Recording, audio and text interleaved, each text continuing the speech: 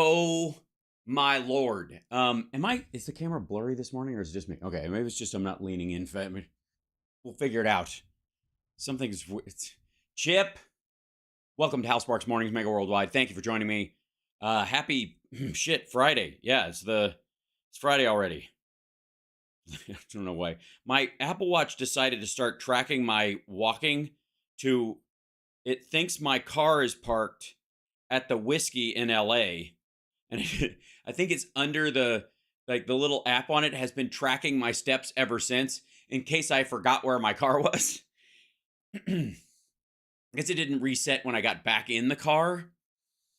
Or maybe it's when I drove weeks ago as opposed to the time I had to fly because of the weather. And it thinks I left my car in Vegas and was confused. I don't know, but it's very the whole thing's very confused. It's a cool little thing that you can, create these little labels of where you are based on maps and directions, even if there's no map. Pretty swift, pretty cool, pretty sweet. However, it shouldn't do it on its own. Anyways, welcome to FRID-AI. That's right. It's Friday. Special guest, second hour, Malcolm Nance will be joining us. I'm very excited. I haven't talked to him in quite a while. I think it's been at least a year directly. I mean, we've digitally interacted, but voice to voice, getting to see his lovely face. Haven't had a chance to do that. So I'm excited to do that in the second hour. And I have to be, okay, where do we start? The morning shows, for those of you that are in the know and have been spreading the love and letting people know, and as you gather in and hop on over from Steph's show and wherever else you're going, thank you for being here. I greatly appreciate it. In the process of prepping for this show on the regular. Now, I've always been a wonk. I like to read me some bills. I love reports. I think I find I have that, there is that little part of me where I like a research assistant kind of gig. Had I had a side career, had I never decided to, surf my ego for a living, which is what the arts is. It's ego surfing, not just for you, but also for the audience, because the audience likes to see their values, desires, character reflected in a performance as well. So it's an act of ego for them as well, just for the record. And anyways, so the arts is ego surfing. Even if painting, jazz, I don't care what it is. That's just part of what it is. And it's fine. It's necessary. As a matter of fact, anything you can take something like the human ego that can be so easily weaponized and destroy people and cause harm and turn it into a game, you're doing good in the world. So anyways, if I hadn't done that, I think research assistant, that character in a lot of movies where they're trying to solve a problem, scientifically, and there's some nerdy dude who walks in with a bunch of papers and a pencil in his mouth going, I think I might have found something. That's my dream gig. Honestly. That's, that in some ways, and you can see that kind of reflected in what we do here, because isn't that kind of what I do? I do it in a funny way, and I certainly do it by going through articles and fucking since Seymour Hersh's bullshit piece about the Nord Stream pipeline came out, I've watched at least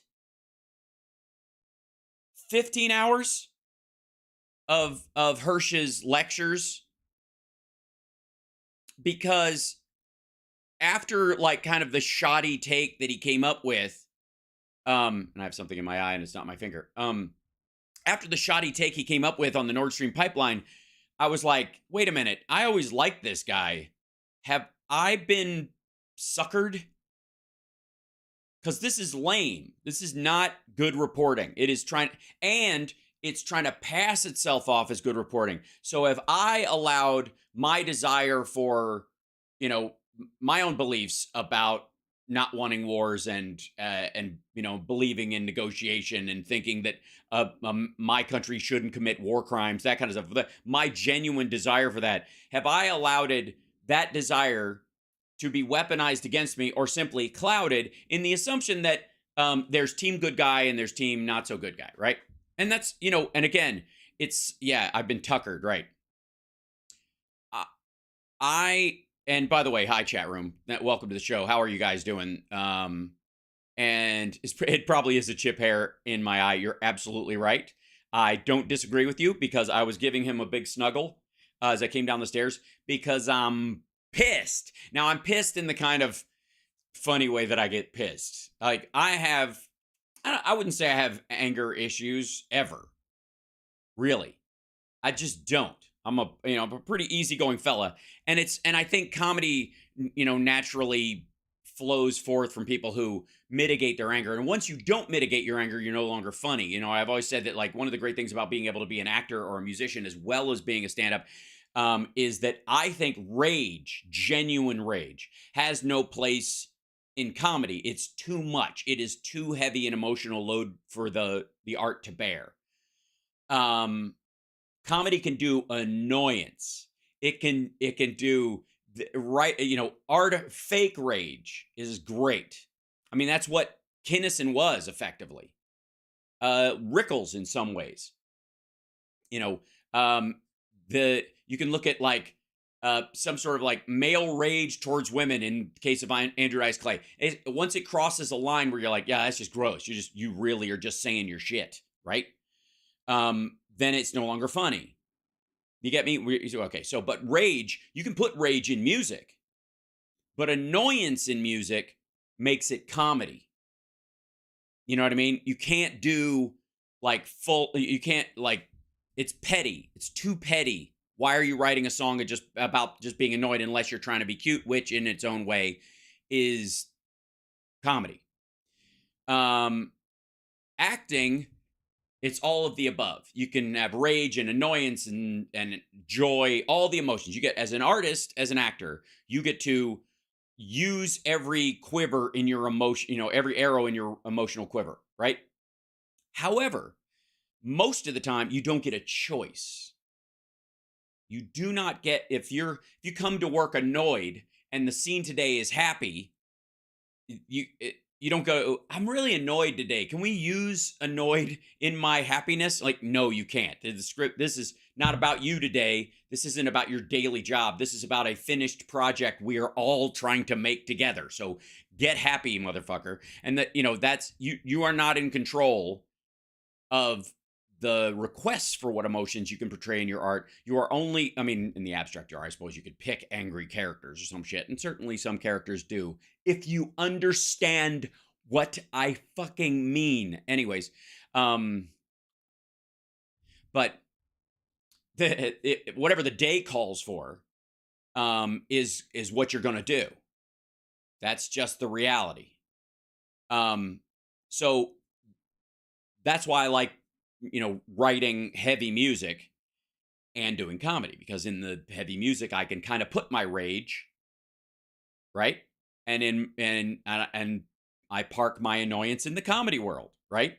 And so, yes, magnified portion. Yes. For some reason, the laptop that I set up to get my sound effects back won't charge. It's just dead. It's all ways of something. Anyways, so in this, I want a shirt saying "Get happy, motherfucker." Right? Well, that's the gig. And by the way, that's why, in my estimation, that as an actor, I will tell you that tears and anger, which are our most celebrated acting emotions. If someone can cry on cue or show their tears, or someone can show their rage, oftentimes that's where people go, acting. But the hardest emotion to show on, in reality, on camera, is joy. Is just abstract happiness, because it's the hardest one to fake. You can fake being angry a lot easier than you can fake being happy. So the next time you see someone on camera in a long form scene, not with a bunch of cuts, laughing, talking back and forth, having a nice sort of like loose banter amongst each other and it's very light, that's work. That's the work.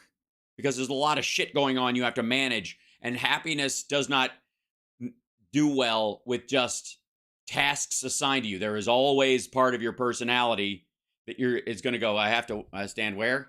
Whereas when you're angry, you can go, I have to stand where? Fine. All right, fine. You want me to stand here? I'll be pissed and stand here, right? So that you can incorporate so much more of your actual daily feelings into anger and sadness on a set or in a play or whatever than you can happiness. It is just fucking work, which is why, like, I'm my proudest moments as an actor, even though people react to some of the more emotional stuff that I've done, are these weird little moments where I'm just like, yeah, it's great, even though I'm working that day. There's a scene in Dude, Where's My Car where right before I get punched in the face, and I interrupt talking about the continuum transfunctioner, and they go, how do you know all this stuff? And I go, oh, we've been intercepting interstellar transmissions for years, like that. And I'm just like having a great time, like dialing in that ability to have a great time. I was very proud that I was able to do that, because if you look at the guy, he's a complete dolt. He's an idiot, but he's very happy. He's very proud of himself in that moment. It's like, this is great. Like the whole world might end, but I'm finally right. You know, there's so much cool stuff in that, and it's work, right? So a lot of old comedy that would not fly today. Archie Bunker, for example. We can debate that, Saha, because I've had that same argument about fucking Blazing Saddles, when I believe Chappelle Show is Blazing Saddles the series, in the same way that that The Sopranos is Analyze This the series. But anyways, that's a development world conversation, which I'm happy to have at some point. Anyways, I got to get to something, because this is all lead up to the fact that I'm pissed this morning. I'm annoyed, and I don't get annoyed at the other side. Well, I don't get enraged anger at the other side politically, anyways. Because I'm able to I understand that they're either stupid or awful, and so it's not that I don't understand the danger, threat, or whatever that they pose. I just don't get emotionally invested in it. Does that make sense? Like, I don't think my anger serves unless it's a motivating emotion for a particular action. And if anger itself, it just sits on you, is poisonous. And if somebody else can trigger poisonous emotions in you without your fucking permission, and they want to, which is what trolls do, which is what Republicans do, all this stuff. I avoid the noise. That's true. If they can do that, then you're not an individual at that point. You are an emotional slave to somebody else stepping on your last nerve. So that's the thing. I don't try to be calm. I find my calmness. That's the other thing. Don't try to impersonate an emotion ever. That's a tip from your actor friend HAL. Don't ever try to fake an emotion. Feel the emotion. And so if you're like, I need to calm down, it won't work, because that's an annoyed person saying, I need to calm down. Like, you have to find the reasons, your motivation as an actor to remain calm. Does that make sense? Okay. So there are only, that's just like your opinion, man. That's fucking interesting. So there are 1,000 people joining in here, more than that actually, now that I see the number. And thank you. If you're watching on Facebook, if you're watching on YouTube, you can support the show by stars on Facebook, super chats on YouTube, and then of course Twitch. You can subscribe if you have Amazon Prime. It doesn't cost you a dime. And if you do the Patreon thing, you can always help us out. I would suggest, if you're new to Patreon or whatever, and this is just me being nice, let's say you've got $20 a month, you feel okay with supporting indie media or whatever you want to call it. I would say dole out $5 to 5 different creators. Would I love it if you gave it to me? Absolutely. Great. It would definitely help. I'm definitely been building this race car while riding down the track at full speed. However, if one of the ways you can help is me, Midas Touch, maybe Tony Michaels, Stephanie Miller, right? So just $5 in 4 places. And then look at you. You're a patron of the arts, or at least of the intellect or the politic. That's just saying. This is just me trying to do some good. Anyway, so aggravated. Oh boy. And this will be a little different this morning, if I may. We'll get Titus on. I'll bug him about it. He's coming. OnlyFans. Got it. Yep. I told Summer my idea for my OnlyFans yesterday. So my OnlyFans is me shirtless doing things like taking out the garbage and putting the toilet seat down and holding a cat. Stuff that really turns women on. Doing the dishes instead of just rinsing them, actually putting them in the dishwasher. Changing light bulbs, just fucking stretching out, just like, sorry, I'm just like, hold on, let me get, that's gonna be my OnlyFans. It's just all like, it's a shirtless dude doing honeydew lists. Right? I've huge. Am I wrong? No, I'm not wrong. And then all you would do all day is, like, women would go on OnlyFans and like sign up for your thing, and then they would just send you like honeydew requests, but in absentia, so that you can. So they're like, my husband just never will clean the cat box. Could you possibly clean the cat? And I'll just like shirtless, just scooping poo into a thing. I got it. No, go sit down. Like.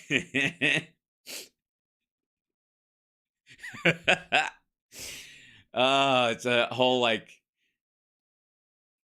I should just do like YouTube videos of that, just like hashtag OnlyFans, like join my OnlyFans.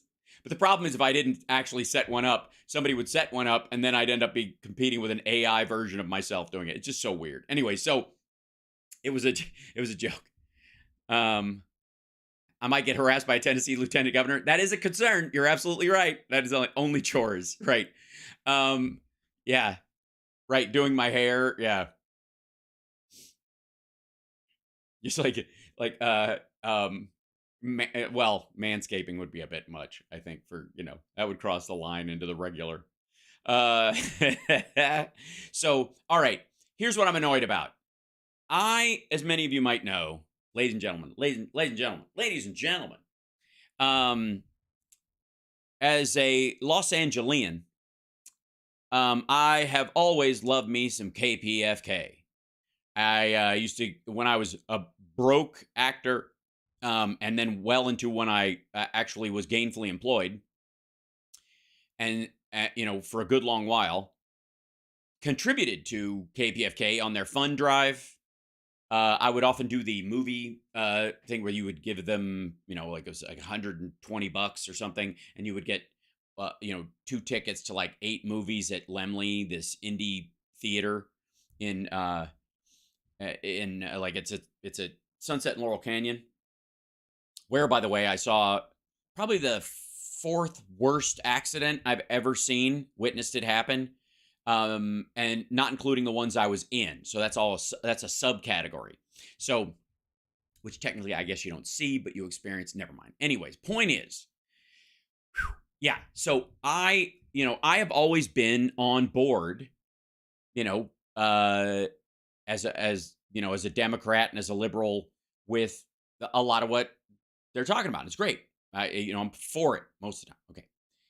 Something happened at some point, and I don't know if it was a funding thing or them just sort of following their own clickbait situation. And let me show you something. I love Amy Goodman. Amy Goodman is a lovely human being. This is Amy Goodman. If you don't know, Amy Goodman, she went into East Timor during the civil unrest there and was almost killed. She survived because I believe her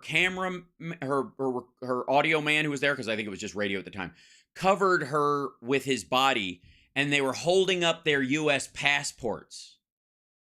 And that's what saved them, that the people got afraid to kill Americans. And so, which will be a part of our story later. This is, this comes up into my feed. And as I'm watching stuff, and kind of, I try to grab a good sampling of the current conversation about a lot of topics. But there's an area that pops up that I have no control over in the world of YouTube algorithms, and that's in the area of China. And the reason is because I've been to China, I speak Chinese, I know the culture very well, and therefore, for years, I have been watching videos about, China or martial arts or feng shui or, learning Chinese colloquialisms or any of that kind of stuff. So the algorithm is pre-trained that Hal Sparks loves the topic of China. Now, in my experience over the last couple of years, there has been a flip-flop, an inversion. Leslie, thank you so much. Leather chaps for the OnlyFans. Me and Leather Goddess are willing to put up the starter money. That's funny. That's thank you so much.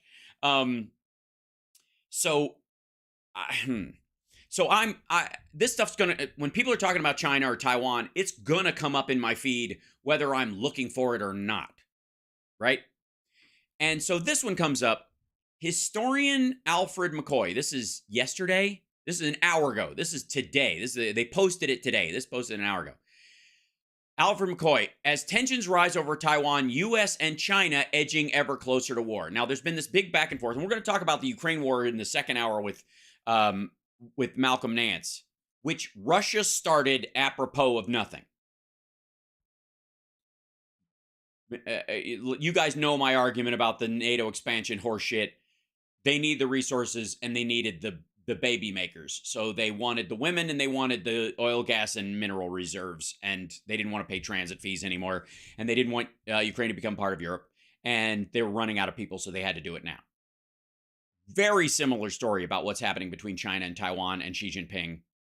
Very similar in terms of, well, we'll get to this. So we're not going to do all of this because it's 17 minutes, but I want to show you a couple of things and see if you can spot the red flags that I have been talking about in terms of both yeah buts in stories and a weird myopic focus on some details, especially from Juan Gonzalez. Because while I love me some Amy Goodman, the real shift has happened in Juan Gonzalez, and it's super fucking weird. He is still mad that the USSR fell, apparently, and he just grinds his teeth. And he's worried, it seems, that the CCP is going to fall, and that's the end of communism. It just seems like that's what he's worried about. Like the communism isn't going to get a shot. That, not to go like, he's a commie, that kind of thing. I mean, genuinely, that's what it seems to be. And by the way, the CCP may call themselves communist. People may believe it's a socialist or communist country. They have no social welfare system. It's horseshit. Like, it's all a mask. And if you're fighting for a mask, that's scary. So check this out and you'll see what I mean. This is Democracy Now!, democracynow.org, the War and Peace Report. Which, by the way, they've been saying, I think, the War and Peace Report since the beginning of the Iraq War. I'm Amy Goodman in New York with Juan Gonzalez in Chicago. Hi, Juan. Hi, Amy, and welcome to all of our listeners and viewers across the country and around the world. Loving the fame there. It's exciting, isn't it? When people see it. It's fun to be mega worldwide, isn't it, Juan? Chinese parliament has I know this is what I normally do in the afternoon, but it's kind of a subset thing, and I've only got a little time for it, so I wanted to do this. Unanimously voted to give Xi Jinping a third 5-year term as president. Okay, by the way, stop using the word. This bothers me. This was my primary red flag. Xi Jinping in the 2 sessions yesterday or last night became, he got a third term. He was not voted in as the president of China. He's the chairman of the Chinese Communist Party, the overarching governing body that controls China. The people themselves do not vote. And as a matter of fact, if you were against it, even in the streets talking about, if you verbally voted by saying down with Xi Jinping, you could go to fucking jail. Stop saying voted. We don't say that Supreme Court justices were voted in, do we? There is a confirmation process. They are nominated and then they are confirmed. That's what this is. Fucking stop it. Today's vote comes just not a vote. It is not a vote. Also, if it's not a unanimous vote, then you get removed, which means it's not a vote. It's coercive or cultish, not a vote. Amy, I love you and respect you. It's not a vote. Stop saying vote, because it gives the vote has the same root Latin meaning that volks comes from, which is folks, which means the people, as in Howard Zinn's The People's History of the United States. You know, the people making a choice. Vote and folks, that's why they go together. Your democracy now, your entire show is named after an idea that you are misunderstanding. It's so weird. months after China's Communist Party formally re-elected Xi Jinping to the Formerly confirmed him by a party vote as the chairman of the Chinese Communist Party. He is not the president. They don't have a president. Stop misusing translated words. party's general secretary for another 5 years. This comes as tensions continue to escalate between the United States and China, in part. And by the way, we'll get to that too, that the tensions are escalating between the United States evenly, in much the same way that Ukraine kind of, pissed off Russia and caused all this. There's a lot of that, like the U.S.'s response to shit that China does, when apparently the biggest crime that they go into is that America had the nerve to go over there and build a bunch of shit, is weird. Over Taiwan. On Thursday, U.S. Director of National Intelligence Avril Haines told senators China poses the most consequential threat to U.S. national security. By the way, it is interesting. The clip they're about to show. It's interesting that the clip, her saying this. If any Republicans showed her saying this, the DNI saying this, it would undercut their entire Beijing Biden storyline. So the only place you're going to hear this is on my show or Democracy Now! That's the irony. In brief, the CCP represents both the leading and most consequential threat to U.S. national security and leadership globally, and its intelligence-specific ambitions and capabilities make it, for us, our most serious and consequential intelligence rival. During the past year, the threat has been additionally complicated by a deepening collaboration with Russia, which also remains an area, obviously, of intense focus for the intelligence community. When asked if the United States would defend Taiwan militarily, Haines said, quote, "I think it's clear to the Chinese what our position is based on the president's comments." She was referring to Biden's repeated remarks that the U.S. would defend Taiwan militarily if China. Very important point. She is based. He's based in Beijing. Good luck with that one. This is, by the way, remember in the early part of the of Biden's presidency, in like the first, I think it was in 2021, when they said, would we defend China or Taiwan if China attacked? And Biden said, yeah, I think we'd have to, whatever. And the State Department, a couple of people there were like, well, obviously one China policy being what it is, and they did this tap dance. And then once the balloon shit happened, and once people recognized like the depth of the Huawei attacks during Trump, by the way, where he got mad about it after a while, but then let it go so he could sell some pork. I'm not kidding. The shift has been, the DNI is saying, yeah, we would. Yeah, they shouldn't attack Taiwan.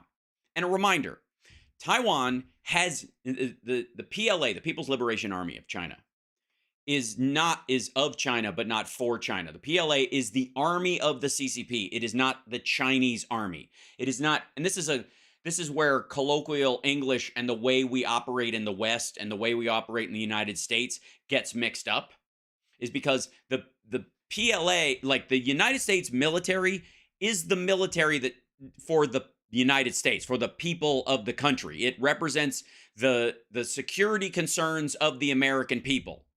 That is its mandate. Whether you say it's mismanaged or not at different times, that's why who's in charge matters. That's why you should vote. But it is, our soldiers swear an oath to the Constitution to protect it on behalf of the rights and privileges of U.S. citizens, to make sure to secure that liberty, right? That's what they do. That's their fucking gig.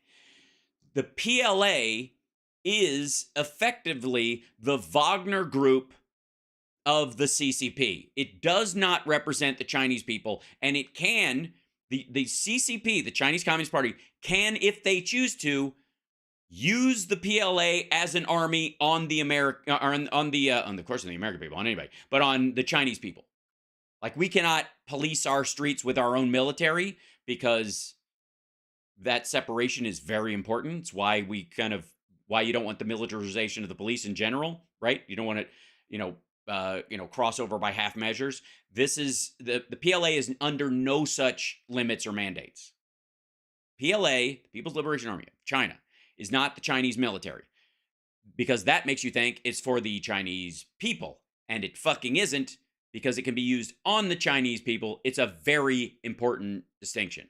Attack the territory. Last week, the Biden administration approved $619 million in high-tech arms sales to Taiwan, including new missiles for its F-16 fighter jets. China's new... By the way, that sounds like a lot. It isn't. Also, that's a maintenance thing. We always approve that. Once we gave them the F-16s, the idea that we would give them the F-16s and then they can't get missiles and bullets to train and blah, blah, blah is absurd. So the Biden administration, whatever administration, half of what they do in a perfunctory sense is approve sales to allies who buy stuff from us because they can't make it on their own. But in the context of a ratcheting up of a conversation, it makes it sound worse. New Foreign Minister Qin Gang recently condemned the U.S. arming of Taiwan. Oh, by the way, well, let's see. Hold on. The Chinese people have every right to ask, why does the U.S. talk at length about respecting sovereignty and territorial integrity on Ukraine while disrespecting China's sovereignty and territorial integrity on the Taiwan question? Why does the U.S. ask China not to provide weapons to Russia while it keeps selling arms to Taiwan? I'll tell you why. Because Taiwan is not China. It's full of Chinese people, and the National Party fled there when Mao took over. But the CCP, the Chinese Communist Party, of which Xi Jinping is the general secretary for the third term, with its own private army, the PLA, which is not the Chinese military, but a military that can be used on the Chinese people to ensure the power of the CCP, has never governed Taiwan.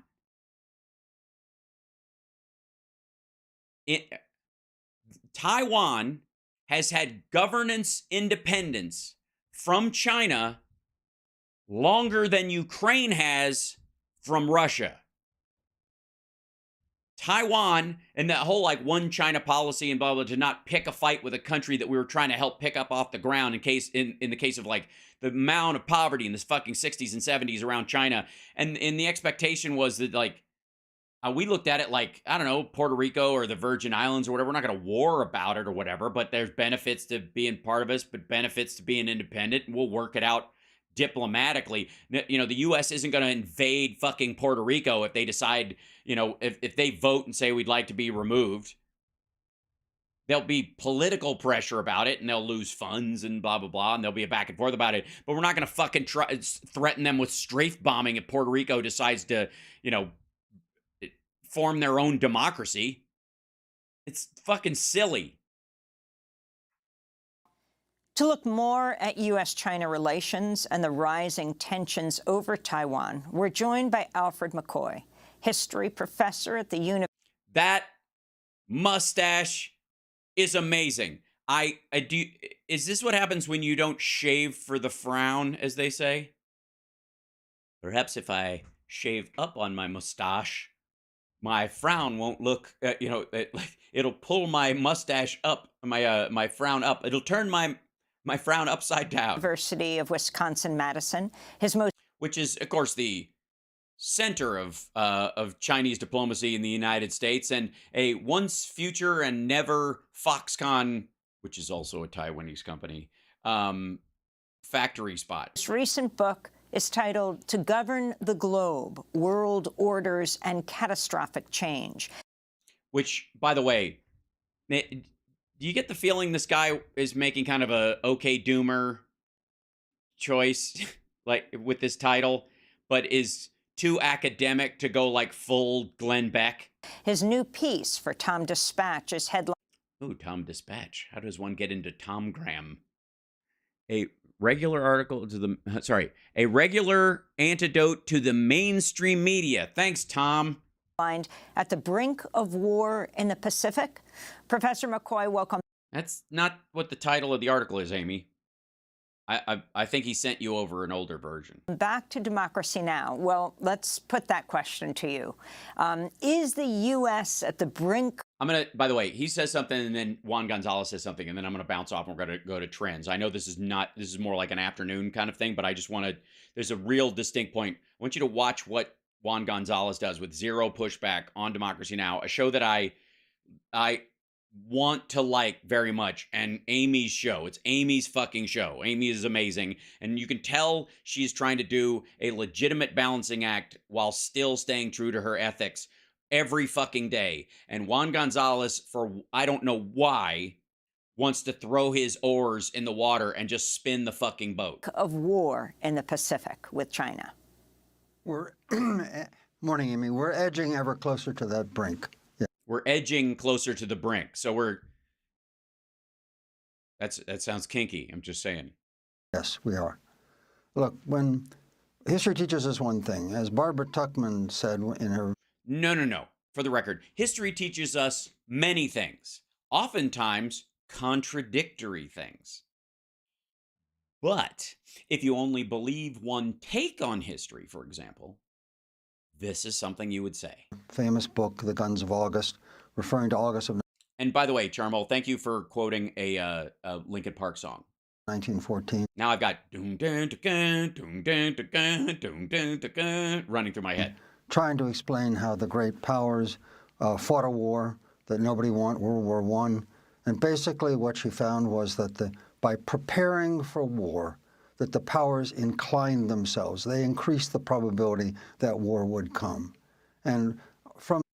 Which, by the way, think about that for a second. Think about in the history of humankind. Whenever, previous to World War I, which is apparently on a totally different scale, in the battles between kingdoms and fiefdoms and clans and tribes, when has there ever been a situation where one side starts preparing for an invasion of another side, and the way the other side stopped it was to not prepare for that invasion? Ever.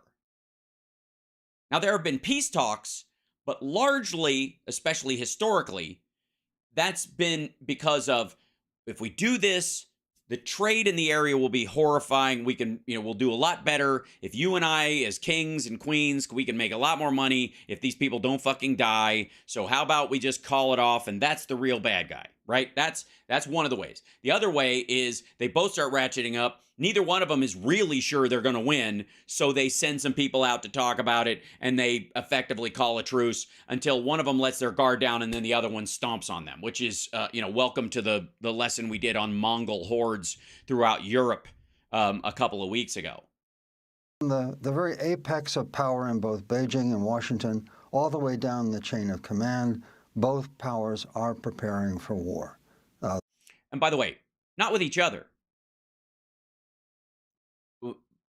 The U.S. is preparing for what it would do to respond to help Taiwan if it's attacked, and China is planning to attack Taiwan. Does anybody understand why that's an important distinction when you're talking about this in reality? We're not talking about a situation just like Ukraine. We're not talking about a situation where Russia was threatening to attack the United States and the United States was equally ratcheting up Cold War style. We're going to attack you, you're going to attack us, and it was ratcheting up about that's not what this is all about at all. This whole fight is we're going to attack them, and you have a choice to make. If you are you going to defend them or not? That is not the same as what he's talking about historically, where world powers jockeying for control of Europe were trying to take fucking Poland for themselves.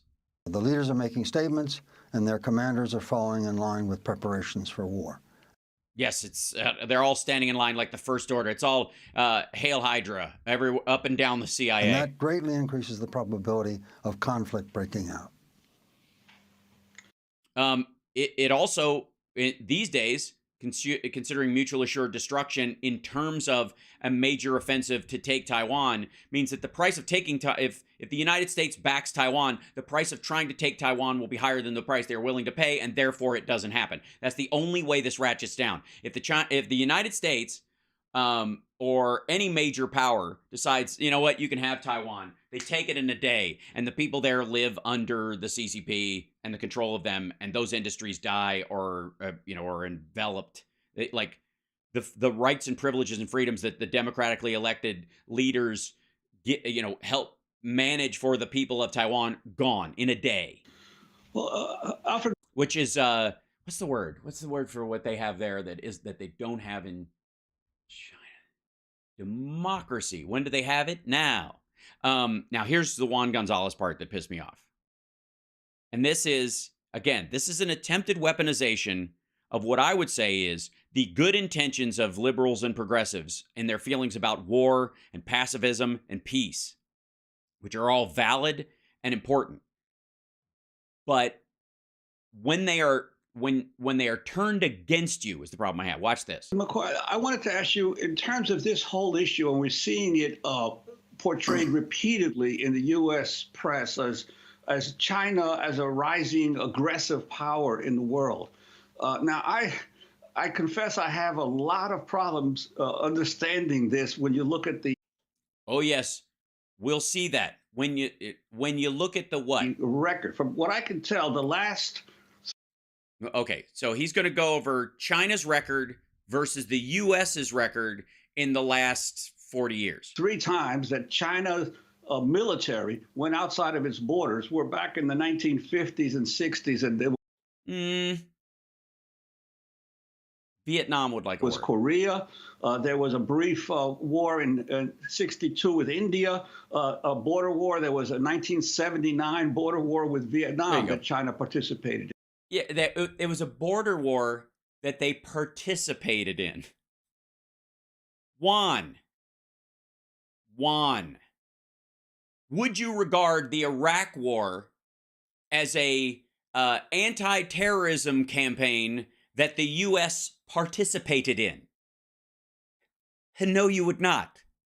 You would view it, and I think rightly so, as an act of madness under George W. Bush in response to 9/11 that a lot of us as Americans thought was fucked up and thought shouldn't happen. But you certainly wouldn't refer to it as something that we participated in. What does Juan think the Chinese did when they attacked Vietnam in 1979? By the way, in coordination with the Russians' Afghanistan moves. The idea is that they were like, oh, you're doing that? We'll do this. It wasn't an accident. This was in their mind at the time. The communist regime in China and Russia were like, hey, let's make moves and start taking resource-rich and border areas over and start absorbing them into each other. And then we'll build up an alliance and we'll fucking dunk on these, what's the word? Oh, yeah, democracies. Meanwhile, since that time... Okay, by the way, that's the last time China was engaged in any military activity or invaded anyone. So what Juan Gonzalez, if I can sort of truncate what he's saying is, fuck Tibet.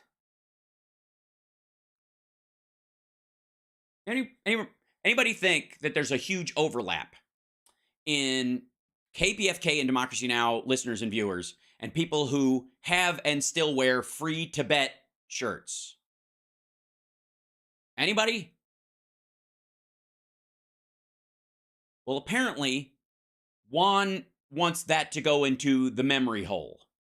On my count, the United States invaded Grenada in 83. Yeah, we don't control Grenada. There was no intention to control Grenada. Please continue. In 1990, Panama. Panama is still a free nation. In 1991, the first Gulf War. In 1999, the air war on Serbia. The air war on Serbia.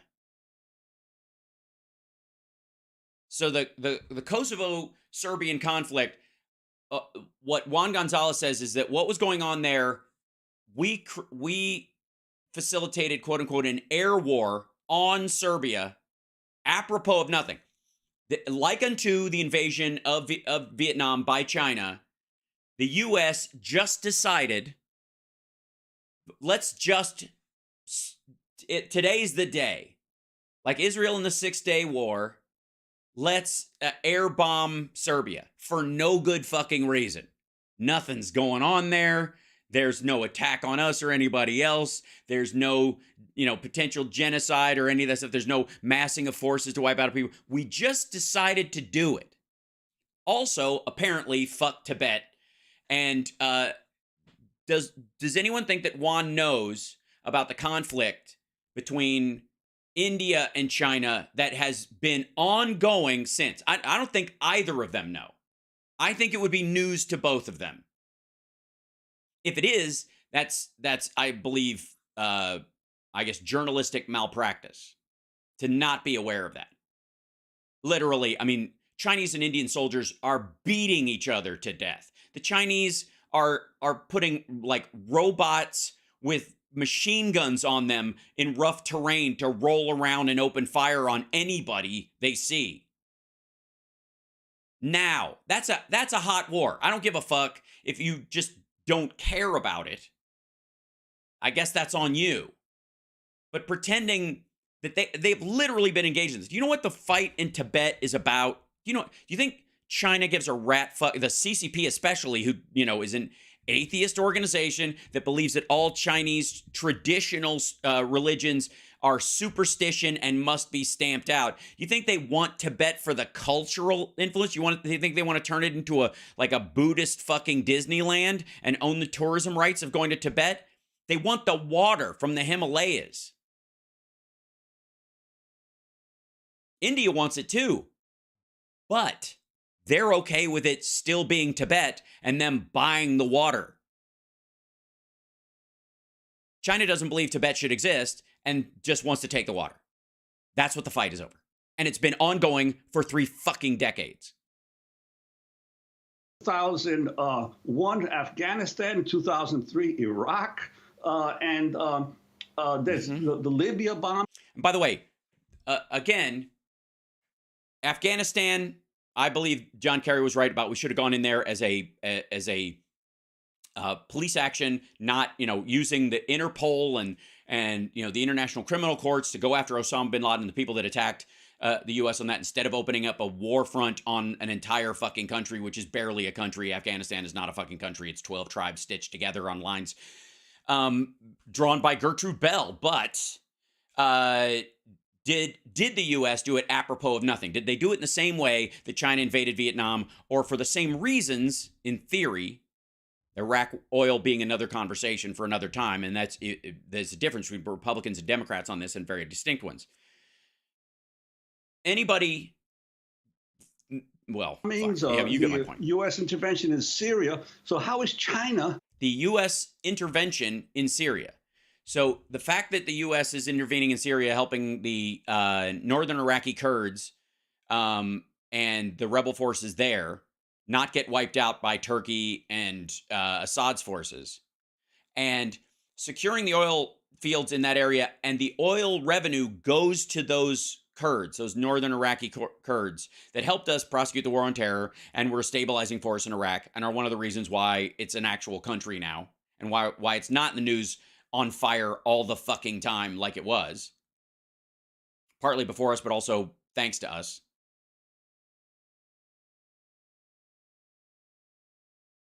And did we ever have, I guess at some point, do we own Syria now? Did we claim Syria for ourselves? Did we attack any of those places with the idea that they would be the 51st state? Which is the Chinese argument about Taiwan. That we are going to absorb them. They will be the United States of the globe. No. Well-meaning and wrong, well-meaning and right, wrong and with some positive consequences, wrong with some bad consequences. All four of those options in any of these situations, the goal was never what China's was towards Vietnam, towards Tibet right now, or towards Taiwan right now, or ultimately as a war against India and the South China Seas. This is weird. This is just weird. Oh, do we have a troll? Let's see. Fact that China has billions of people can sustain them in any way is a marvel of modern. Okay, first of all, they don't have billions of people. They barely have a billion. That's also a lie. They can't sustain them in any way. The vast majority of them live on less than $400 a month. And that's a puffed up number. China has more people living with quote unquote food insecurity or at starvation levels than the entire populace of the United States, and they have a space program. You're not a developing country if you have a space program. Period. End of story. Sorry. Just not how shit works. And Malcolm Nance will be joining us in a couple minutes. I'm hoping I got the links up and everything's ready. He should have what he needs. We'll check in on him on the Twitter machine. I'm gonna just in case he missed the email, I'm going to go into the Twitter's world and make sure you drop it in there and go, hey, there we go, the thing. And then, yeah, I think, let's see, I'm putting it in there as well. So he'll have, this business.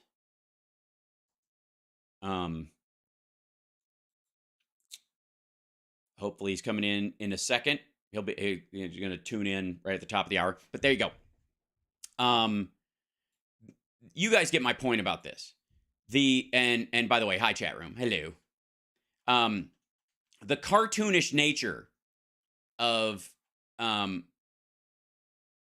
their understanding of all this stuff. It's one thing to say, to honestly live in a kind of two wrongs don't make a right space, or say that, look, if I'm going to criticize my government for doing this shit, and I can and I do, Democracy Now!'s entire gig is that. And they're free to do it.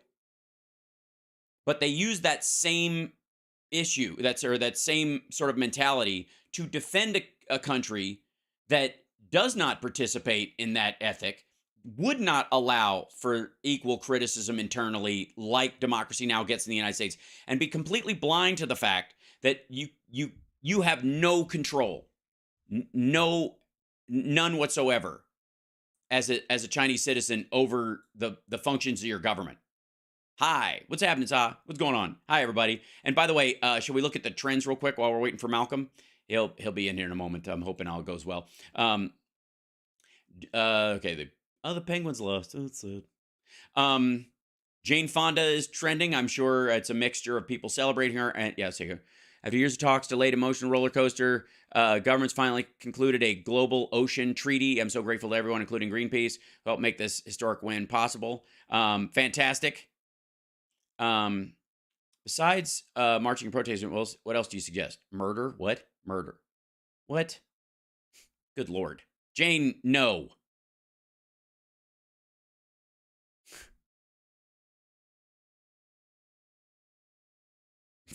No, Jane Fonda, no. Murder is not that. Like, you don't answer the charges of it's murder with more murder. Yeah, nice. Well done setting the pro-choice movement back about, I don't know, maybe 3 hours. It won't ultimately mean a lot, but that's going to be playing on a fucking loop. Wells Fargo apparently there is having issues with their direct deposits.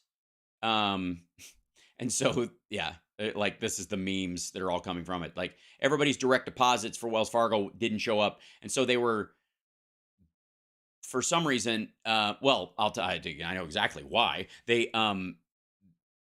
the direct deposit glitch wouldn't know whether you didn't get something directly deposited because of their glitch or because the money was never sent. Like you lost your job or you lost whatever that annuity was. If you have an annuity and you need cash now, if those things were coming in, the cat running across the ceiling. If you had those monies coming in, the bank, that glitch at that time wouldn't know whether you just didn't get the money or whether, that was their fuck up. So they took money out of people's savings accounts to cover it, or people were overdrawn, and then they're fixing it. They apparently, yeah, there you go. It was currently unavailable. We apologize for anything. Yeah, they're just resetting it. It's a fucking hack. These are going to happen more and more, by the way. Like, just get used to the idea. There's, technologically, you're going to need you're going to need a bit of an analog backup. It's not ever going to have like a collapse like people warn about the way they do. I hope Malcolm's got his stuff. I hope he's all right. Let's see. I'm going to be delayed. Small police admin issue. Talk amongst yourselves. Excellent. Police admin issue. That's very exciting. He says he's going to be late. We'll cover. Don't worry about it. Yeah, he'll be joining us in a moment. Excellent. That's okay. So, and hashtag now that's a brain fart is I guess gonna okay. Well, that's it. Here. This is what Twitter used to be about. This is what, remember like how much we enjoyed like just the early days. Oh, were we ever so innocent with the socials and the medias? When we have several brain farts all at once, dude. Hold on. And you just get spit right. Oh, bro, it's just like, dude, you get the best barrels ever, dude. Just like you pull in and you just get spit right out of them. And you just drop in and just smack the lip. Whoop-ah, drop down, snap, ah. And then after that, you just drop in, you just ride the barrel and get pitted. So pitted like that. First of all, that is not a brain fart. I don't know about you, but I completely understood what he was saying. I completely agree. If anybody's ever tried surfing and, and before you get fairly decent at it, that's an incredibly apt description. So pitted is exactly what fucking happened. I got it. How dare you call that a brain fart? It's amazing that this dude's so like, he's so salty and so high. It's amazing he can form sentences at all. Like that was poetry, and it punched its way through the brain fog that he put there on purpose just to test it. That guy's a genius. I never said all that shit. I don't always go the extra mile, but when I do, it's because I miss my exit. Yeah, so do I have something on my face? Cat eating shit. Can't. No, never mind. Why don't I? Nope. I could jump up on that. I could. Fuck it. All right, I'll just walk through. What was I even thinking? Oh, right. I'm not fat. I'm furry. Right. Yeah. Anyways, happy to see a regular hashtag. If Elon Musk was anywhere near as smart as people said he was, he would jump right on and just flood the zone with hashtag games and social stuff. Because, again, first principles is that social media is about social interaction, not political interaction, not intellectual or news-related interaction. It's about social interaction, about the emotional connection with people. It's about the sense of camaraderie and fun and that kind of stuff. That's what it's for. So this, and if you need to know that, you know, Elon Musk's whole first principles idea is just nonsense, that's all the proof you need. Yeah. I've made some real friends on there too, and I love you guys, and hi, how are you? Welcome. Don't forget to hit the like and the subscribe and the thumbs up and the stuff like that, or the thumbs down. If you're a troll and you hate what I'm doing, please, please, please write something or put something in there. Obviously, don't use racial epithets. I know it's hard for you, but just use, I don't know, use ChatGPT and write what you were going to write into ChatGPT and say, make this less racist and gross, and it'll spit something out. Post that, because you'll still get to say what you say, but you won't violate the terms of service of the site and get it kicked off. So, you know, I want it to be up, you know. So, all right, House GOP wasting everyone's time with their little committee meetings. It's fucking adorable.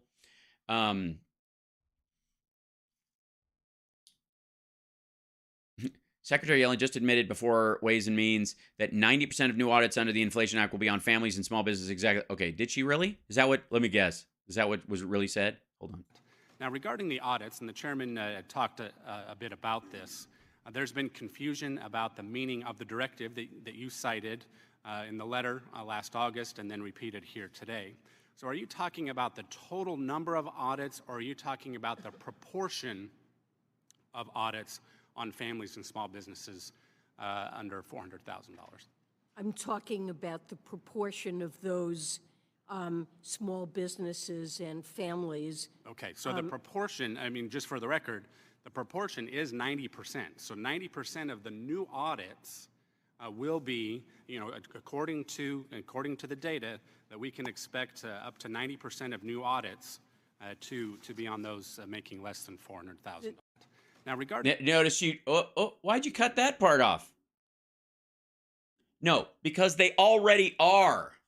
Because 90% of the audits and the tax base is small businesses that make less than $400,000. The new ones, the extra, you know, the new 90% will be above that, like that. And she's like, wait, excuse me, that's not what it says. That's where she jumps to. Ugh. Milli Vanilli. House Republicans who loathe Biden's latest budget are still struggling to pull off what he's done, craft a spending blueprint that pleases the entire political party.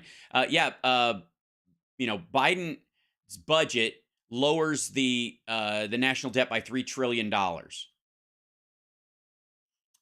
The Republican budget does not exist.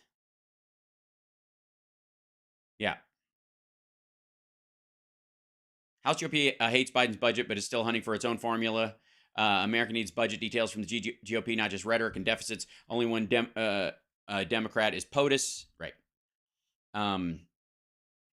Yeah, they don't have a budget. That's the primary thing. There ain't nothing going on. JP Morgan, probably because it's him actually, Jamie Dimon from Jamie, says the company does believe that AI is real. Oh, good for them. I'm glad they have the ability to look at things and see them, and that it is a technology that is staggering. Great, thanks. Great. Slow down on the technical mumbo jumbo there, champ. On the heels of restricting staff from using ChatGPT. Well, yeah, because they don't want you to half-ass their fucking work, and they want to do the job you're hired for. And by the way, if you get caught, you're going to get fired, because if we can get one person to use ChatGPT to double their work, why do we need you? Yeah. Bank panic. Sorry, is this Donald Trump prediction coming true? Is this? Oh, this is what he was saying. Trump, America's economy is now roaring back like never before. Hold on one second. Oh, if Biden comes in, it's all good. All of this incredible job that we've done will go down like that. Yeah, 2 years later. Still waiting, dude. It will be a terrible, terrible sight. A terrible, terrible sight. Might even be a 1929 situation, so you have a chance to have the greatest numbers in history. You're almost there. We're almost back to where we were from the standpoint of the stock market. Think of that. Think of that. Not actual human beings and stuff. This is from 2020, by the way. Did he predict where we're going? No, he didn't. He and his son were just getting into crypto when FTX collapsed. Jim Cramer said J.P. Morgan is a fortress, so everybody's like doomed. Get out of J.P. Morgan Chase right away. Epstein lives at least in lawsuits against J.P. Morgan Chase. Oh yeah, so there's a that's one of the other things. The J.P. Morgan Chase is they're suing the guy who, one of their bankers who facilitated shit at and went to Epstein Island and hid it and all that kind of stuff for 8 years of his back pay. Yeah. JP Morgan ordered to turn over Jeffrey Epstein docs related to CEO Jamie Dimon. Very exciting. And by the way, bye-bye. Yeah, I don't know why maggots have a hard time understanding this. Do you? Do they think I give a fuck if anybody I used to like, if I find out they were fucking around with Epstein and engaged in all this shit, and not just, by the way, given cover, like Epstein using them as human shields, because he was obviously conniving enough to know that, just like Harvey Weinstein did some of the most women-forward pictures the country has ever seen, basically as cover for what a scumbag he was. It was a plot. It was a ploy. It was it is the equivalent of, a pedophile, getting a job as a youth pastor. I couldn't possibly do anything. I'm a good Christian man, and you can tell I say it all the time. So sure, let me drive a bus full of your kids out into the woods. That's the gig. I mean, look at the people who take a decent idea or a structure like a church or something like that and use it as cover for their basest instincts, because people operate that if you're inside these doors or you're inside this group, we all think you're on the up and up because we think we're alike. We all share same values, and evil people use that shit all the time. But if somebody participated in that shit or went down to his island or got some of his cast-offs, or went, when you're done with her and she turns 18, send her over to my house, so I won't get in trouble, but, which is that guy's gig. You know why he broke it? Why he got, why they fell out? Is because this guy was trying to fuck one of the big rich dudes at Mar-a-Lago's daughters, who was underage, and Trump got pissed. You can scoop up all the fucking hick panhandle chicks in Matt Gaetz's district from every high school or fucking spirit team you can find, but don't fuck with my bottom line. Yeah. So that was what that was about. He fucked with his livelihood. I'm full-throated, red-blooded American patriot supporter of free enterprise, Jamie Dimon, CEO Jamie. That is why I want to hear from business community, not left-wing pandering. Is that him trying to make his defense against this stuff so that MAGA will come to support, because it worked for Trump. I mean, how did Trump fight back against his Epstein shit? How did he cover his ass? And by the way, if Malcolm comes in late, we'll go a little bit long today, so I can get him in there, and we'll make up for the time. So thanks for hanging out. Like, subscribe, thumbs up, etc., etc., etc. But effectively, Jamie Dimon may be looking at the fact that Trump used MAGA to protect himself from the accusations about Epstein. It's effectively, that was what that was. I'm a patriot. I'm patriot America first. That's why they're coming after me. Jamie Dimon seems to be using the exact same defense. Wells Fargo, Bank of America, Charles Schwab have all fallen today. Huge event in markets as stocks and other sectors have not been fully affected at the time. I'd like to hear your thoughts on it. Okay. Everything went down because of the job numbers still stay high, and everybody's expecting that interest rates are going to go up, and therefore banks that make their money loaning to people are going to take out fewer loans. That's why they went down. There is no fucking mystery to this at all. hold on one second. I'll show you what I mean. Give me 1 second.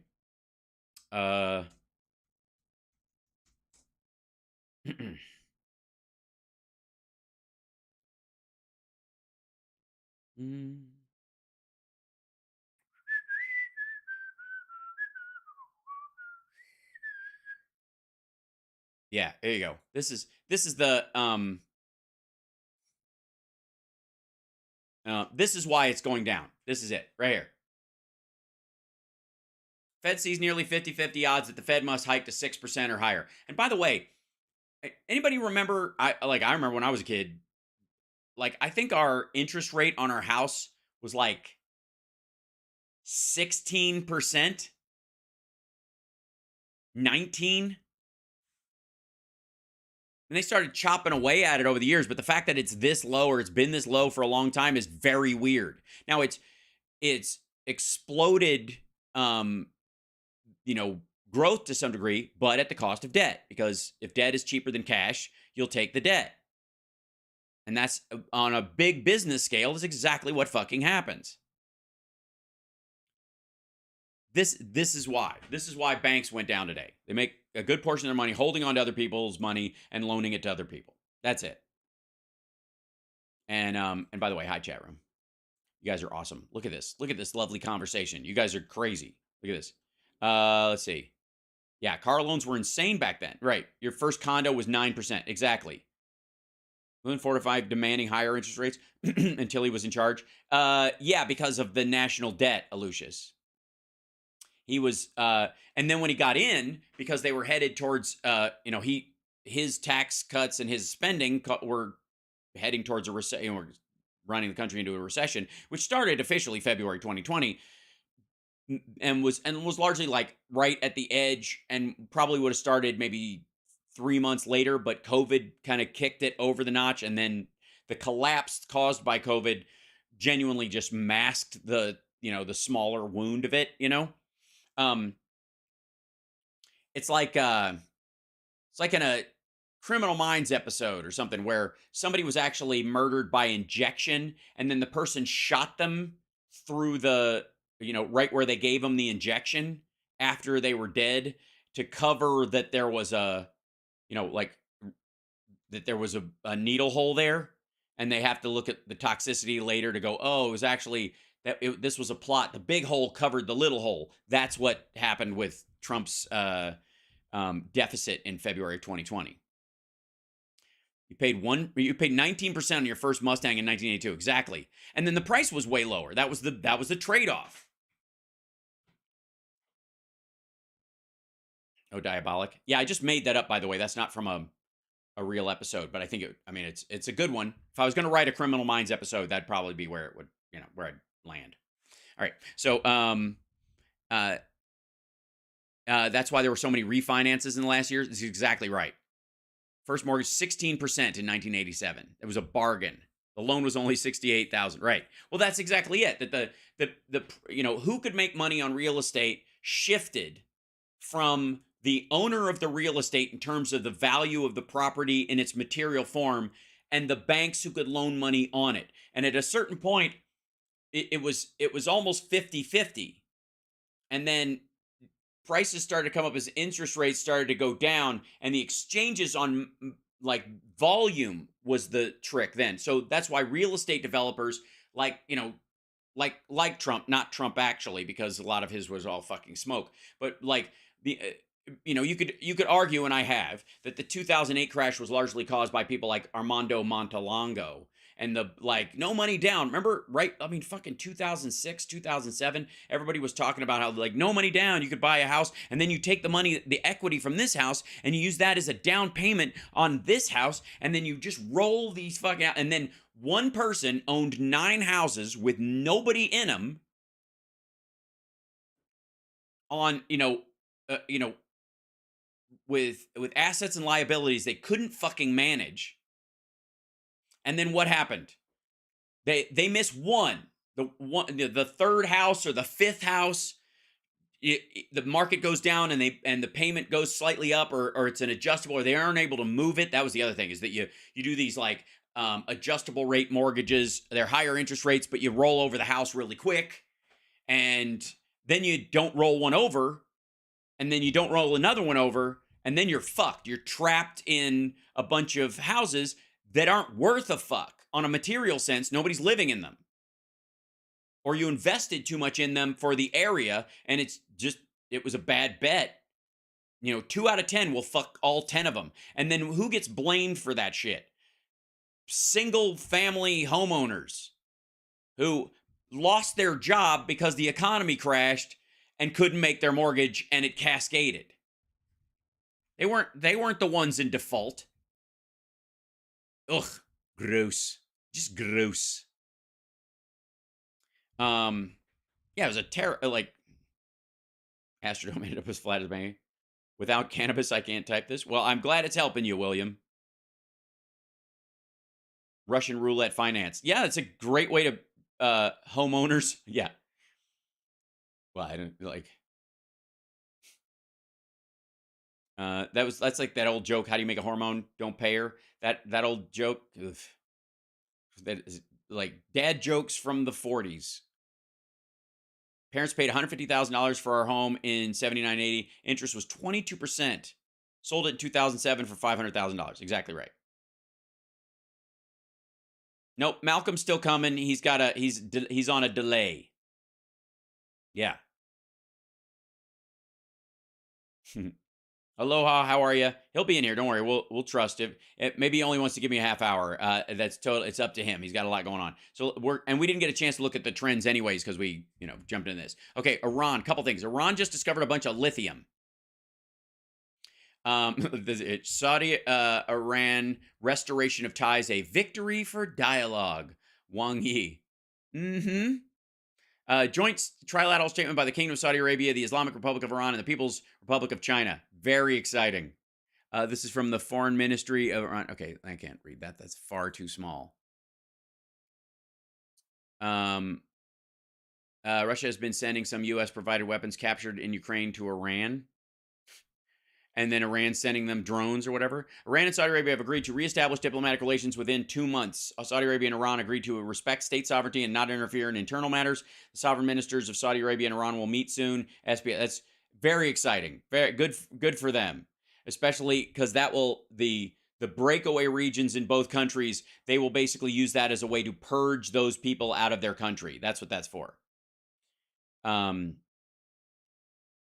And it says CMA speaks out from inside Evan prison to plead for his release, along with 2 other Americans. And by the way, that would do well for people that are trapped in Iran that the U.S. wants to get in, because Saudi Arabia has a relationship with the U.S. and won't pass it up. What they're trying to do is like pull the Houthis back or whatever in Yemen, and then help establish a business relationship with the actual functioning government of Yemen as well. The China was able to step in and broker a deal between Iran and Saudi Arabia as perhaps the biggest Biden administration foreign policy failure yet. Who's arson? Because that's adorable. International human rights lawyer, CEO at the ILF, proud Zionist. Interesting. Breakfast connoisseur and father of girls, opinion, mine. Right, gotcha. And he's always on the phone because he's.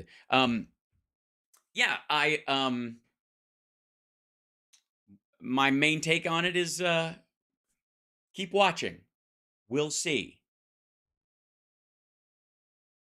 By the way, do you think this would have been possible if the U.S. hadn't informed Saudi Arabia that China was building at the port of Khalifa a secret military base, and the Saudis stopped it from happening?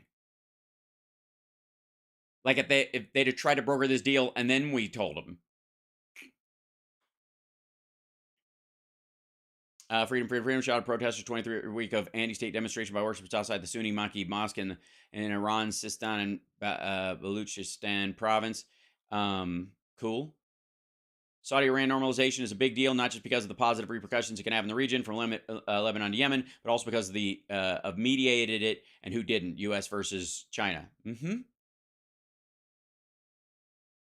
It's an oil deal for China. And by the way, good luck in your senior year. They are reestablishing diplomatic ties. Here are some of the key questions surrounding the deal, which could lead to a major realignment in the Middle East and represent a geopolitical challenge for the U.S. Oh, does it now? Let's see. I'm excited. The regional rivals have agreed to reestablish diplomatic ties. Okay, cool. The announcement by Iran and Saudi Arabia that they are reestablishing diplomatic ties. Okay, but under the agreement announced Friday, Iran and Saudi Arabia will patch up 7-year split by reviving a security cooperation pact, which existed during the Obama administration. Reopening embassies in each other's countries within 2 months and resuming trade, investment, and cultural accords the way they were 7 years ago. But the rivalry between the two Persian Gulf nations is so deeply rooted in disagreements about religion and politics that simple diplomatic engagement may not be able to overcome them. Here's a look at some of the key questions. Why is it important? Whatever. Like, that's obvious. How could it impact? Since they broke off diplomatic relations in 2016, the leaders of Iran and Saudi Arabia have regularly denounced each other. Tehran has accused the Saudis of backing terrorist groups such as the Islamic State. Saudi Arabia has blasted Iran's support of the network of armed militias across the Middle East. The Saudi-Iranian rivalry has underpinned conflicts across the Middle East, including Iraq, Lebanon, Syria, and Yemen. It has played out perhaps most catastrophically in Yemen, where Saudi bombs aimed at reversing gains by Iranian-backed rebels have killed large numbers of civilians. Those rebels have responded by firing increasingly sophisticated missiles and armed drones at Saudi cities and oil facilities. Those would be the people that, according to Jimmy Dore, the U.S. is killing using the Saudis as a proxy, but would be okay anyways because the Houthis are Nazis. What was China's role? Iran and Saudi Arabia announced the agreement after talks hosted by China. Beijing maintains ties with both Middle Eastern countries, and the breakthrough highlights its growing political and economic clout in the region, which has long been shaped by the influence of the United States. Xi Jinping visited Riyadh, the Saudi capital, in December, a state visit that was celebrated by Saudi officials who often complain that their American allies are pulling away. Also, it's kind of important, like, post Khashoggi, and in line with the Iranian leadership's current state towards their own people, the uprisings that have happened in Iran, it is not surprising at all that, if the U.S. is no longer interested in supporting Saudi Arabia against the Houthi breakouts in Yemen or other groups, they're going to need another big brother to supply them with arms and shit. And this is how you do it. This is an arms deal.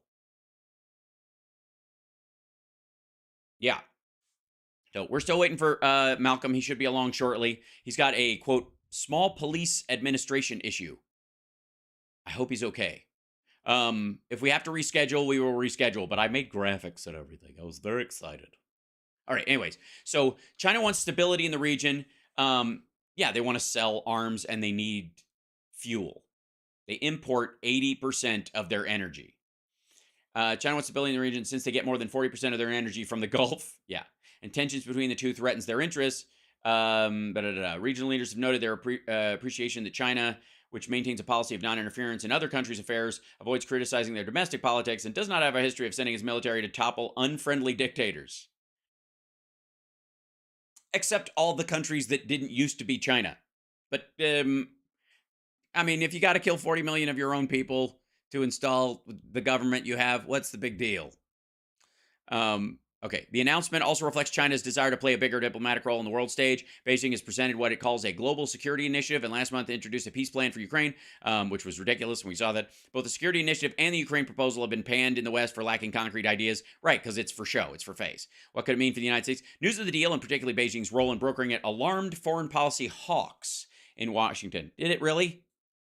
Renewed Iran-Saudi ties as a result of Chinese mediation is a lose-lose-lose for American interests, says Mark Dubowitz, the chief executive for the Foundation for Defense of Democracies, a Washington-based think tank that supports tough policies towards Iran and China. He said it showed that Saudi Arabia lacks trust in Washington and that Iran could peel away U.S. allies to ease its isolation and that China could become a major domo of the Middle Eastern power politics. I got news for you. That's happening. You cannot say that America has to stop its forever wars and pull out of all these places and close down our bases in the Middle East, which we are in the process of doing, and then clamor about what happens afterwards. This is the big part. What could it mean for Israel? This is the biggest nervy part, I think, for a lot of people. The news prompted surprise and anxiety in Israel, which has no formal ties with Iran or Saudi Arabia. But while Israeli leaders see Iran as an enemy and an existential threat, they consider Saudi Arabia a potential partner, and they have hoped the shared fears of Tehran may help Israel forge ties with Riyadh. Still, Israeli analysts of Iranian Gulf affairs said the deal was not entirely disastrous for Israeli interests, although it undermines Israeli hopes of forming a regional alliance against Iran. By the way, this was in existence 7 years ago. It stopped in 2016, right at the beginning of the Trump administration, and it's back on for financial reasons and oil reasons. And by the way, you want to know the biggest reason why Saudi Arabia is on board with this?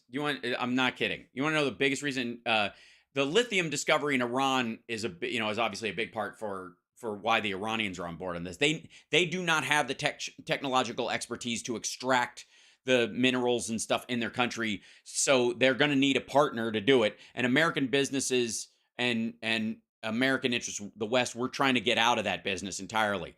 China needs it and doesn't give a shit. So they'll provide them with the technological stuff to get the lithium out of the ground and try to get it to market and all that shit. And they're looking at that mining. It's old school resource-based capitalism. Knock yourself out.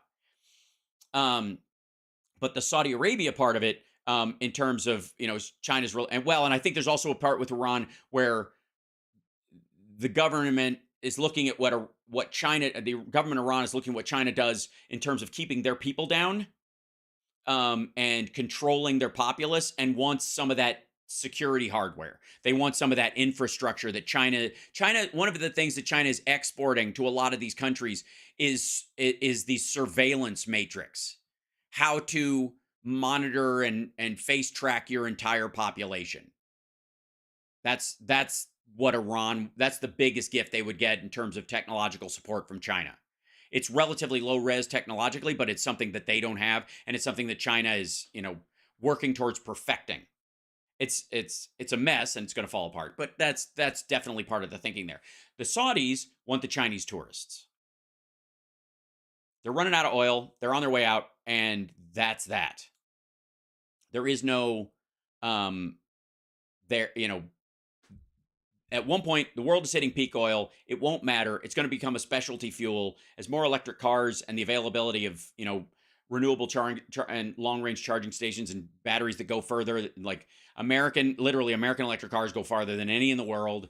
At some point, they're going to hit the 300, 400 mark with ease, even in idling traffic, because they can shut down and not run. They don't expend battery during those moments, or they'll have a solar panel that kind of trickle charges all the time while during the day anyways. And if you're in traffic during the day, it'll just the maintenance of your fucking, just the technological stuff that's in the dashboard will get maintained by a small, secondary battery system or trickle charge thing that comes from the solar panels, and that'll be enough.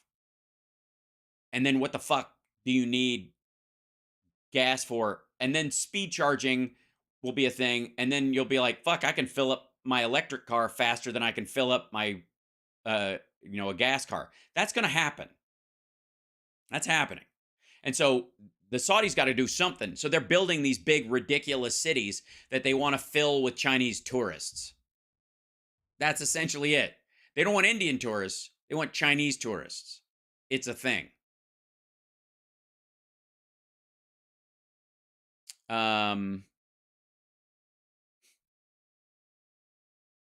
Sorry. China calls on the U.S. to withdraw troops from Syria and stop looting country, Chinese Foreign Ministry. It's not a secret anymore. U.S. is stealing and looting Syrian oil and resources just like many other... And this is from an account called Russian Victory is Inevitable. Yeah, that's what Thanos thought. Also, I think that's soda. By the way, dude, that's what China's there for. We're getting out of that business.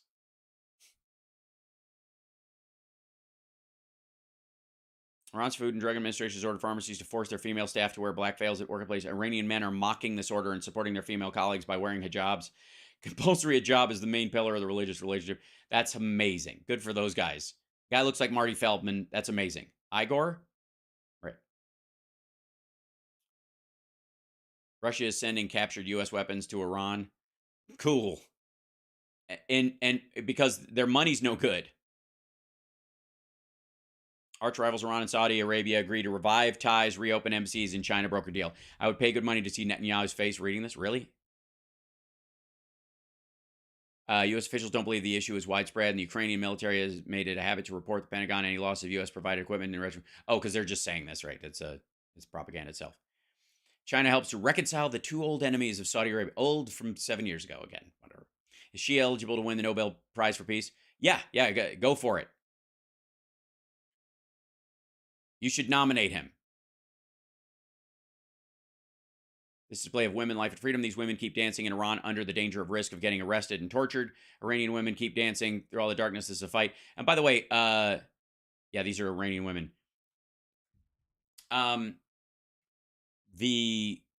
Does anybody think that China was able to broker a deal between Iran and Saudi Arabia because they were fighting for the rights of women and equality, or because they didn't? In which case, is this not just a brokered business deal between the men that run the countries? In one case, religious leaders, and in the other case, a royal family. Suck it. So, Usyk is trending right now. Let's see. Fuck off. You want money? You want too much money? I and Tyson Fury over renegotiations. I don't know. What the? Who cares? Tyson Fury speaks out on the because it's a fight. I don't care. Like, let me guess. Boxers are mouthing. Oh, we might have the wonderful Malcolm Nance. Oh, he came in for a second. Then I lost him. He's popping in somehow. There. Oh, wait, do we see him? Wait, there he is. That's excellent. Hold on one second, Malcolm. I'll bring you right in. Give me 1 second, my friend.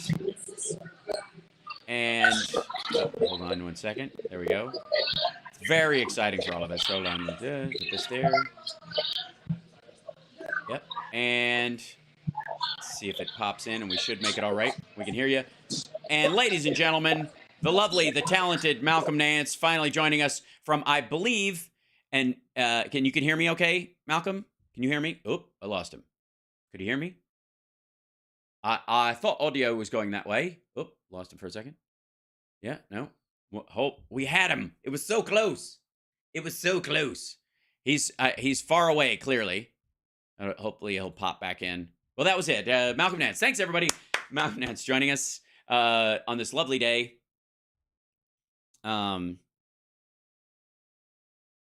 Hopefully he'll pop back in. We'll see. Might have to reload. Lost ya. Had ya? Lost ya. Hopefully he'll pop back in. Let me see if maybe reloading the page. Yeah, I'll do that.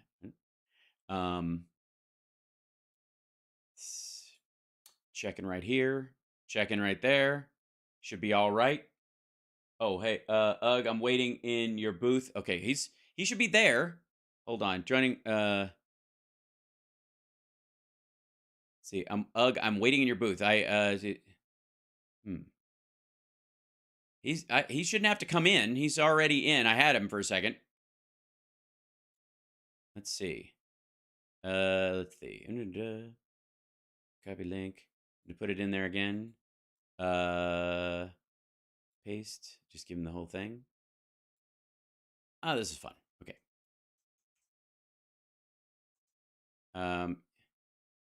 You were there. I could see you. Okay. Ta-da. Okay. Hopefully he'll pop back in. It was very exciting. It was a good show, though. I think we learned a lot. I laughed. I cried. It became a part of me. We'll see if he jumps back in. He should in a second if he can reload in there. We'll see. Very exciting. I don't usually do in-depth interviews like that. It's if I went too deep, I apologize. So, he was there for a split second. Hopefully he can jump back in. I hope it's not an internet issue on his end.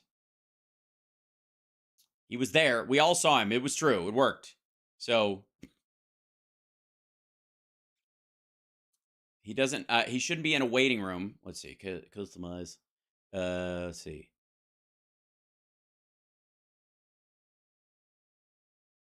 Yep. No, there wasn't. He doesn't. He automatically comes in. So, I'll tell you what. I'm going to put up the. Well, I can't do it until he pops in. That's how it works. So hopefully he'll jump back in. And fingers crossed. Meanwhile, should we go back to our? I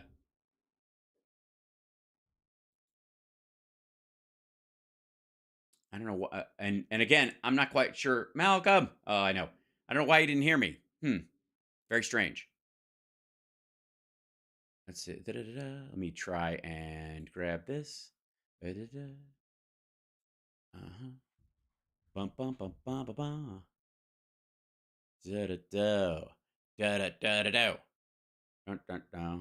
Hold on, let me do this real quick, if I may. Oh, I've got to transition over to this. Blink, if I may, and check in on the guy. Let's see. Okay, hopefully he checks that, and is on the emails and the emaily stuff. Hold on, let me see if I can grab him over here. I'll just check the.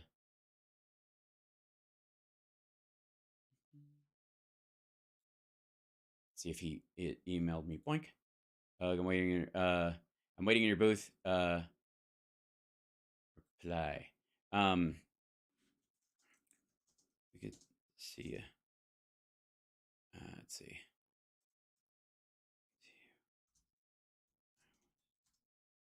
Bringing you in. Can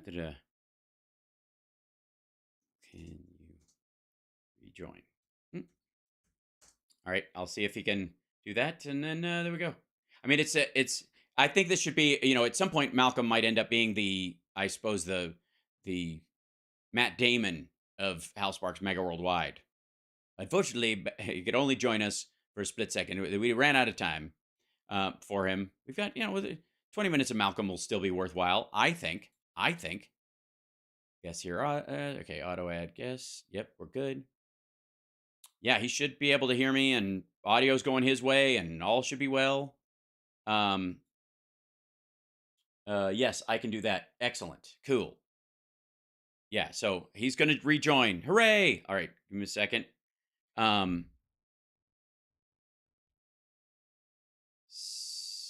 try to bring him in as fast as I possibly can so that he doesn't feel like he's lost. It's happening. It's coming. It's very exciting. The whole thing's very exciting. It's like the tension is building. I think he does this on purpose. It's this, it's Malcolm's version of walking around like Trump while God Bless the USA plays or whatever, Mussoliniing his way around and like building tension. It's very exciting. Here he comes. Here he comes. Hold on. Copy the link and then putting the link even before he pops in. I'll see if I can do it. Boink. Close. Oh shit. He came and went. He was in and then he was out. I don't know why he's dropping it. There. Oh, there he is again. It could just be internet where he is. That's entirely possible. It happens all the time. We deal with it a lot. Oh, there he is. Now I see him. And I hope he can hear me. Hold on one second. Close. There we go. And let's see. I had a minute. He was there, and then he had him. Hold on. I'll tell you what. I'm just gonna go to this one. Oh, there he is. Now I hear you. Can you hear me? Can you hear me, Malcolm Nance? Can you hear me? Can you hear me? Can you hear me? Hi. Can you hear me? Hold on. Don't go anywhere. Don't leave. You're fine. Stay where you are. Don't go away. Oh, he went away again. I have to. Okay. Let's see. I have to. Okay, wait. He's back again. 1 second. You're still there. I see it. I see ya. Can you hear me? You hear me? Can you hear me now? You hear me? Can you guys hear me? Oh, yes. We can hear you. Yes. Hold on 1 second. I think it's just his audio. Hold on. Hi, Malcolm. Hi. Hello. We can hear you. You can't hear us. Hold on 1 second. 1 second. 1 second. 1 second. 1 second. We can hear you. Yes. There you go. Can you hear me? Hold on. Because I hear him. Everybody hears you. Everybody hears you. Hold on 1 second. 1 second. Don't move. Don't go anywhere. The lovely Malcolm Nance. So, hi. So, we can hear you. We hear you. You can't hear us. Right. He's there. Hi, Malcolm. How are you? Can you see me? Can you? Yep. I hear you. Yeah, you should be able to hear me. Can you hear me? Getting audio properly? You hear us? Nope, I guess not. Hi, Malcolm. There he is. Ladies and gentlemen, Malcolm Nance. But he can't apparently hear me, so I'm trying to get him audio going his direction. He's rebooting? I think so. So I hope you can see the chat in there. Give me 1 second. Go back to here. And I'm sending audio to him, so I can see it happening. I am sending you audio. Can you hear? Let's see. Maybe I'll have to do it via email. I hear you. Can you hear me? There we go. Send. There we go. Hopefully he'll get it. Like turn your speakers up or something. We'll figure it out.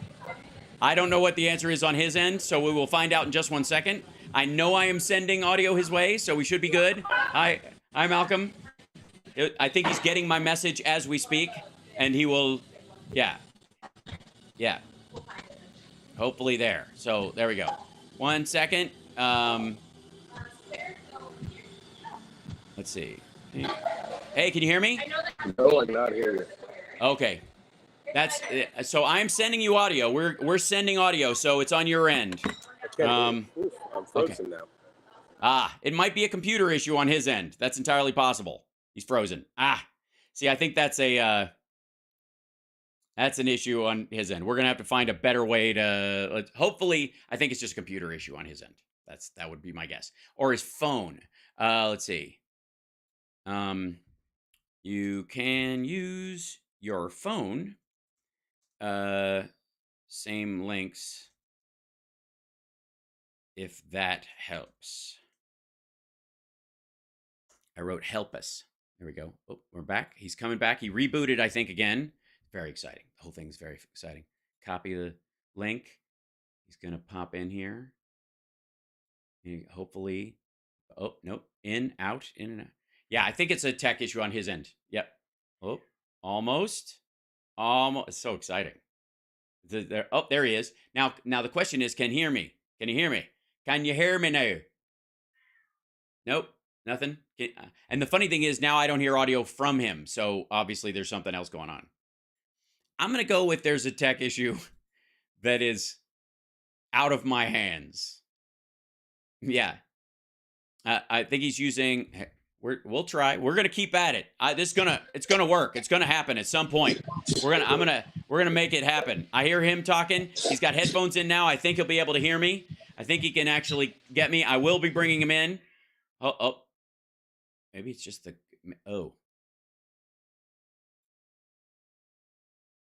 I've got to see. The thing is, here we go. Bring him up. Hold it. Check. 1, 2. Check 1. Oh, there he goes again. It's like he pops in for a second and then it goes away. And by the way, this is what happens when I choose guests that are in an undisclosed location. It's my bad. I don't think he's in Ukraine right now. I want to say he's in the States, but we'll find out. I think it's just a technical issue. I'm guessing the internet where he is. Possibly.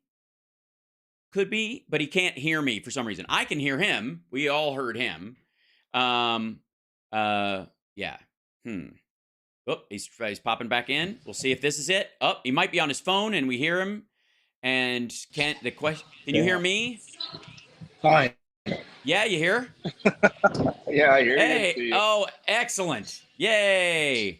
All right, hold on 1 second. I'm going to pop you in and then we'll be ready to go. There he is. Look at that. Yeah. You know, Yeah, We and just lovely upstate New York and a cafe. So that's bear hey, with the background noise. if you are safe, happy, and well fed, that makes me happy. Good to talk to you, my friend. Good to see you. I'm glad you're there. We appreciate so much. I think I'm comfortable right out of the gate on behalf of my audience. We appreciate you, putting the rubber to the road in terms of your feelings about Ukraine. And I would love to talk to you a little bit about your time over there in the time that I do have you. Between, I guess, dessert trays. I lost it. There you go. How are you? I'm well. I'm well. It takes a little adjustment coming back to the United States, and I've been back for almost 2 months, and maybe a little more. I went to France in between just to clear my head, but now I work for my battalion every day. Every day, I'm getting gear, equipment, fundraising, and sending things back over to Ukraine. So it's almost like I haven't left. I'm just in another room with better food. Right. And you're, I would imagine on sort of a spiritual level and on a personal, ethical level, you're kind of, it takes up a lot of brain space during your regular day anyways, because of what your choice to go over there, what you went through while you were there, that, it's your personal ghost right now. Yeah, and the thing is that you also feel a lot of stress and guilt that I'm back. Right. And that my battalion is still there. They're in the field. We take casualties. They actually call me to mediate things, and because I was sort of like the sea daddy over there, and constantly getting this, fundraising and getting them equipment, but seeing it from this side of the aisle, on this side of the Atlantic Ocean, is even more difficult because now I have to deal with the chuckleheads here in the United States who are all, why do you have Ukrainian flag on? And, you have the idiots in Congress talking about defunding this war and trying to throw an advantage to Putin. And, it just makes you furious. Yeah. And by the way, Malcolm has a Substack for anybody who wants to subscribe to it and contribute and the like. It's malcolmnance.substack.com.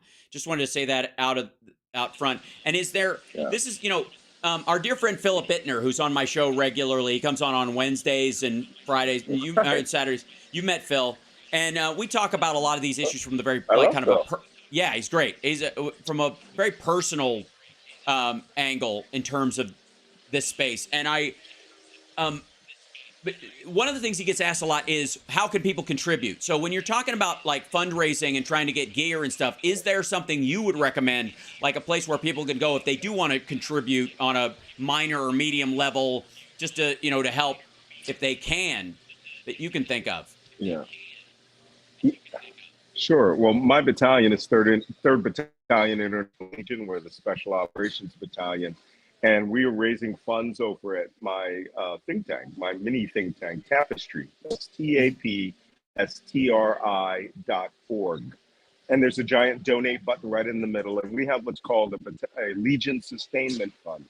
And that's we buy, we can't eat the same food all the time over there. A lot of it's pretty bland and dull. For sure. And once a month, we actually buy 1,000 French pre-cooked home meal packages that you would buy at a supermarket, and we have them shipped over, and that's our battle rations when they're out on the front. Right. So instead of just having a boiled potato with boiled chicken, they could actually have like beef bourguignon or something like that. Right. But the MREs and stuff. We have we don't have MREs over there. Nope. We wish, but this is their MREs, right? Right. So. But that fuel for our generators, constantly buying drones, support equipment for the guys who are on the zero line, on the battalion front line. So that's what our Battalion Legion Sustainment Fund is really about. It's all non-lethal. We got more than enough weapons to last us a lifetime, even though they're being expended. We're more interested in people who are interested in making sure that these men and women have the care and feeding that they need so that they can go out and save, democracy's Eastern Wall. Yeah.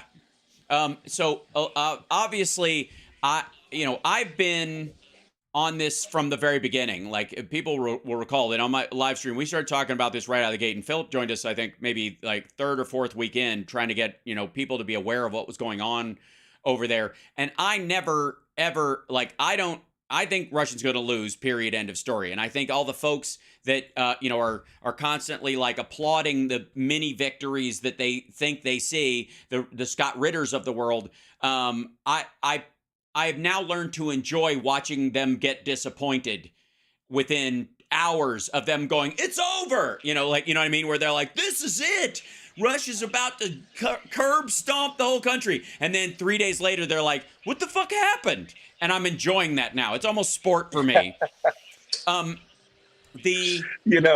Yeah, I use the phrase schadenfreude delicious all the time. Right. Okay. This is schadenfreude delicious. I enjoy the tears of their disappointment and sorrow, especially Scott Ritter. What a loser. I mean, oh my guy attacks me all the time. And it's like, hey, bro, didn't go to prison for 3 years as a pedophile. So, yeah, exactly. Maybe you want to shut up and report to your parole officer.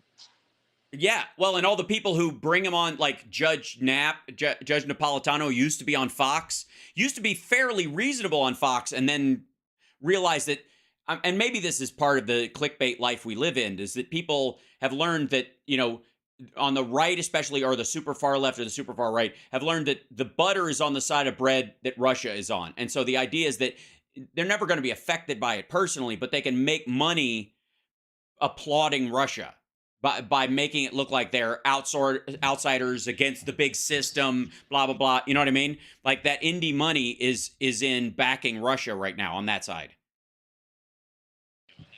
Yeah, that's absolutely crazy too, because, where's that money coming from? It's coming from the same right-wing nuts that, say, COVID was a biological weapons attack on the United States, and that Donald Trump is still president of the United States, and he'll be secretly reinstalled just next week. They have learned to harness that. So they've figured out the secret sauce to dealing with crazy is understanding that crazy apparently has a checkbook. Yeah, it does. And, and the old saw that Lyndon Johnson said about, if you convince the poorest white man that he's better than the best educated, wealthiest person of color, that he will not only, donate to you, he'll empty his pockets. And they've harnessed that crazy. Tucker Carlson releases. Yeah. Sorry about that. There's definitely a wall at some point they're going to hit, and the Ritters and all the tankies that are, sort of clamoring for Russia to dunk on the United States by doing this. Total disregard, by the way, for the actual human lives lost in this, in this war of choice by Russia. Period. End of story. I know my take on the whole, the excuses that Russia has for the war.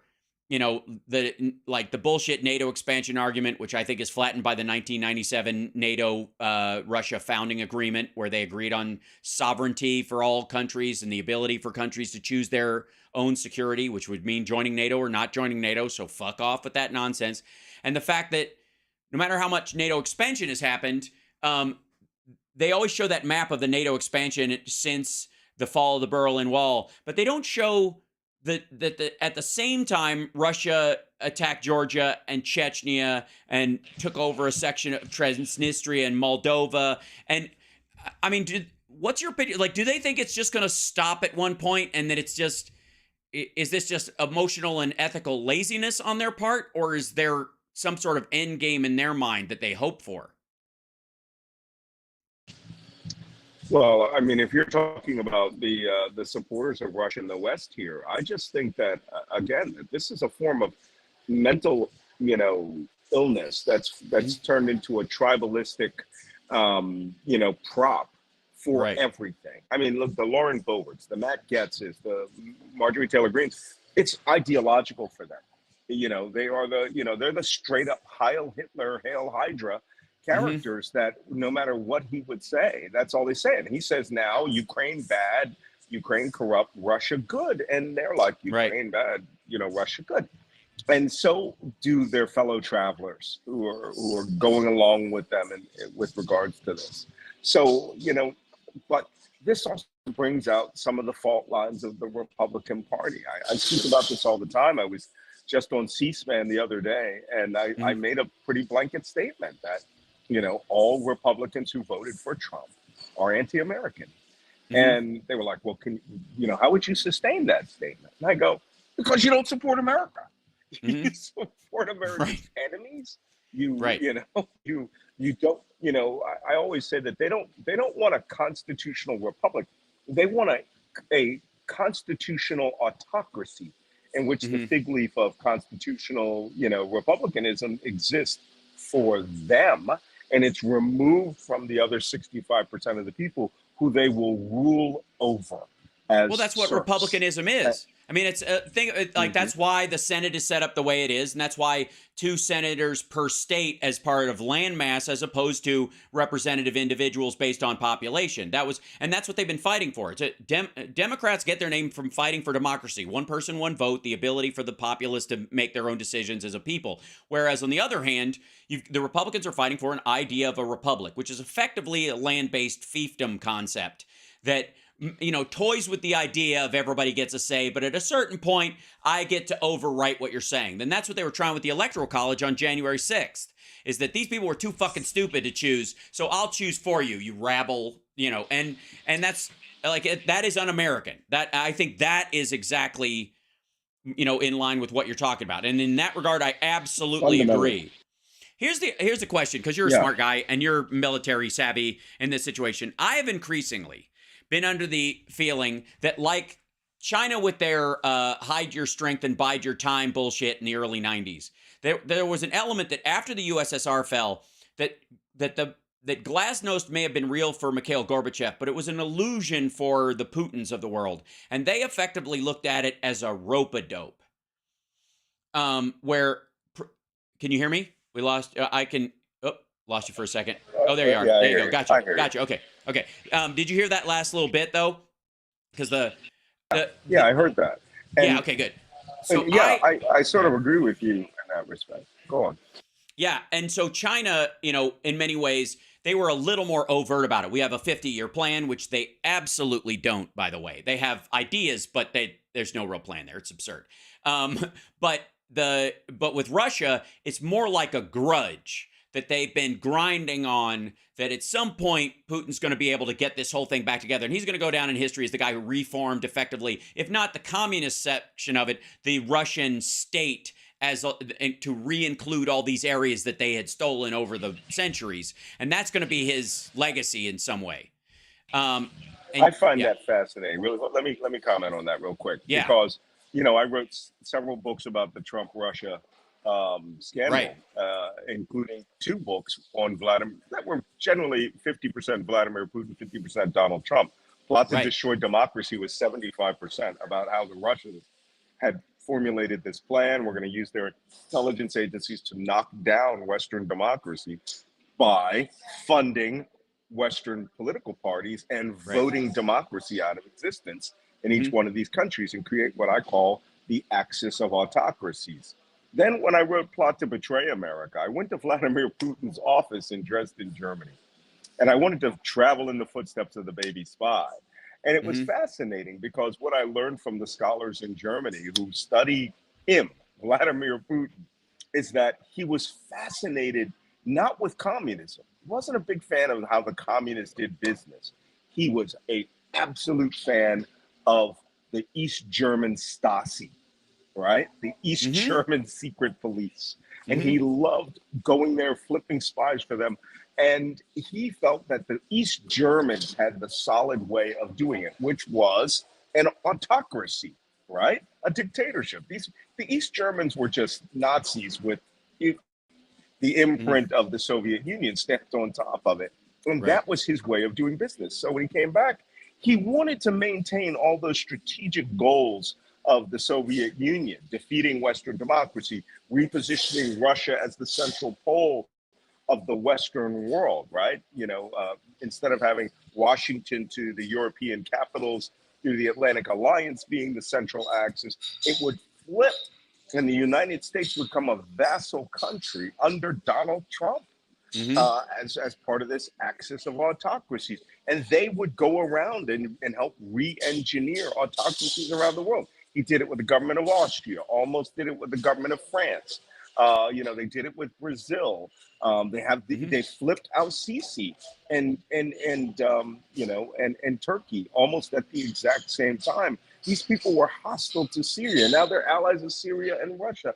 So the march of autocracy was looking pretty good during the Trump years. Certainly, Vladimir Putin had to think that, screw elections, I'll just buy entire nations, and they will start, feeding money through alliances and with his dictatorship, and everything would be great. Right up until that pesky election where democracy got in the way.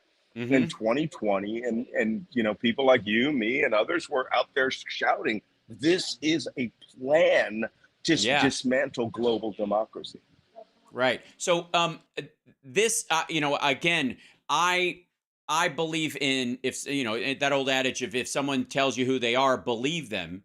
And as Vladimir Putin, as a former member of the KGB and a spy, if an American president, if we elected a president who was a former CIA contractor, who had worked with Osama bin Laden, for example, I generally think that a lot of people the world over and in the country would be like, all right, I'm not necessarily going to believe what he says at any given time. I'm going to call bullshit just from the jump on most stuff. I'm going to have to verify before I even start to trust. And yet, the tankies over here and a lot of the kind of anti-democracy authoritarians on the far left and the far right clamor to gargle this dude's balls, and it just stuns me that they do it so blindly. So here's my question too. I just find it absolutely I have a huge question for you. So go on. Let's hear your question. The Russian military and the Wagner Group. I would love to hear your opinion on both of those groups and their apparent pending divorce, or their confusion about that, and your experience about what you saw over there in terms of the Wagner mercs and that stuff. Okay. Well, first, this is a good time to plug my Substack, because all of this is in my Substack. I wrote several articles. So if you go to malcolmnance.substack.com, you can subscribe for free, or if you want to sustain the kind of the analysis that I'm doing, you can go see my annual forecast for Ukraine for 2023. And it's based on my pretty damn good forecast for Ukraine in 2022, which, if you might recall, before the war, when I was on MSNBC, I actually got taken to the woodshed a couple of times over my pie in the sky predictions that the Ukrainian army would actually fight and would actually beat the Russians. And I famously said that on one episode where they had a tanky scholar who was like, Kiev's going to fall in 72 hours. And I was like, bro, I'm in Kiev. This city's never fallen. Never falling. You got little old ladies with bottled Molotov cocktails on the 20th floor waiting. This is going to be a slaughter. And the guy was like, well, that's not what U.S. intelligence is saying. I'm like, I'm U.S. intelligence. Yes, it is. I'm telling you, this war is over. The Russians don't know what they're up against. And I met all the battle commanders. And then when I joined the Legion, I was with the Defense Intelligence Directorate, which is their version of the CIA, in my first few months. And they sent me to commando school. I went through, learned how to shoot a Stinger, how to shoot Javelin, and how to shoot NLAW and all their other anti-tank weapon systems. Every one of us learned that. So, but it wasn't just that. It was the intensity, the heart that the Ukrainians were fighting with that made it very clear to me that this wasn't even going to be a cakewalk. This was going to be mass murder of the Russian army. And it came to pass. Yes, it's true. That just two entire armies disappeared in the north and northwest and northeast. They were slaughtered almost down to the vehicle. And then when I was sent to the battlefront in Kharkiv out in the northeast, and took part in the offensive in September, everything that I thought I knew was just confirmed in spades. The Russians don't fight. They're cowards. They're there to steal everything. When we would interrogate prisoners, they were like, well, I just wanted to get a salary. I wanted to get money for my family and all these things. And we're like, you came here to loot. We found your trucks full of Mhm. washing machines. The washing machine thing is not a joke. No. But But that's because of the chips even in the more washing interesting, machines. I mean, I mean, you can people write off, the complexity of like modern regular appliances, but what you can reuse a lot of the electronic boards in there and for other shit. You'll find those chips in drones later. That was the point. Beyond the fact that everything in Russia, as far as appliances goes, is just generally shit, and it is nice to have a new washing machine. One for you and 5 for the Ministry of Defense. But yeah. So go right? ahead. Sorry. Yeah. Yeah, but what we had learned was that the Russian army was less than a paper bear. Okay, Hmm. it was literally made out of flimsy. You can not only see through it; all you had to do is put a match to it. Hmm. And so fighting them, even in one of our operations, we took a VDV, which is their commandos, their airborne commandos headquarters, and we literally ate their lunch. Mm. All right, they're super awesome MREs because we went very light with very little food, and Right. they had these MREs that were 3 times the size of a regular Russian army ration. Were very nice, but we ate their freaking lunch because they, when we come with with good intentions. We're liberating villages, and we have systems behind us that we know if we get in a pinch, we can vaporize them. Hmm. So one day, Hal, you will see a video that I did because I have a lot of detractors out there who swear to God I was never in Sure. Sure. combat. And I have this video of this guy who was a roadway marker for us. We called him Dead Zed, Hmm. and because he is Z on those Right. guys. And every time I went by, I'd go, "Zed is dead, baby. Zed is Right. dead." That's dead. Right. From Pulp Fiction. Oh yes, indeed. So yeah. So So they're not an that was a army. Wagner spot. That was a Wagner spot. You guys took over and ate their MREs. Is that what you're talking about? Actually, no, that was regular army. Now, Regular army. Wagner, Gotcha. we've been in contact with Wagner just recently. Mhm. And the kill ratio that I put out on Twitter the other day, which was roundly mocked by all the people who have never been anywhere near Ukraine, right?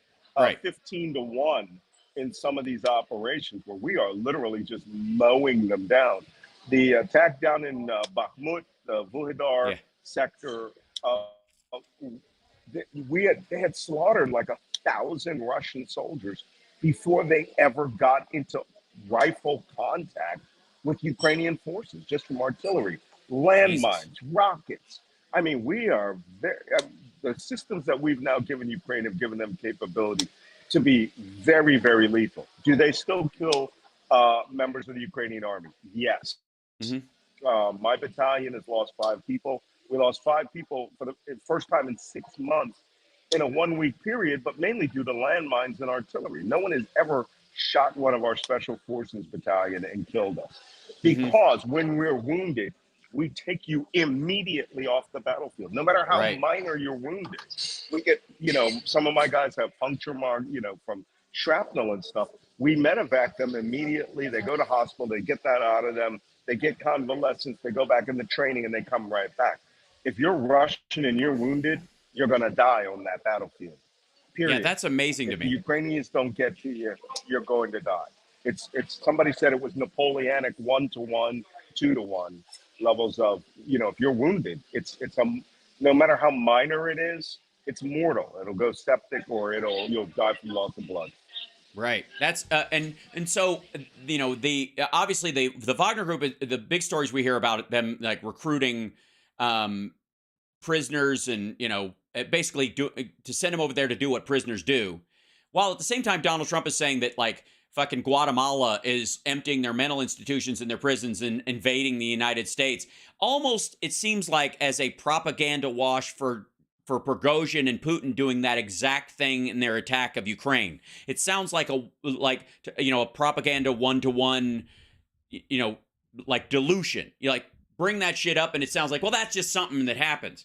But in terms of the Russian troops are largely made up of of conscripts, like forced conscripts, and people who have to fight, and people who volunteered at some point, who are in their are may have served before or were forced to be brought back, but a lot of them scattered, throughout the world. A lot of let me clear something up. Yeah. Let me clear something up.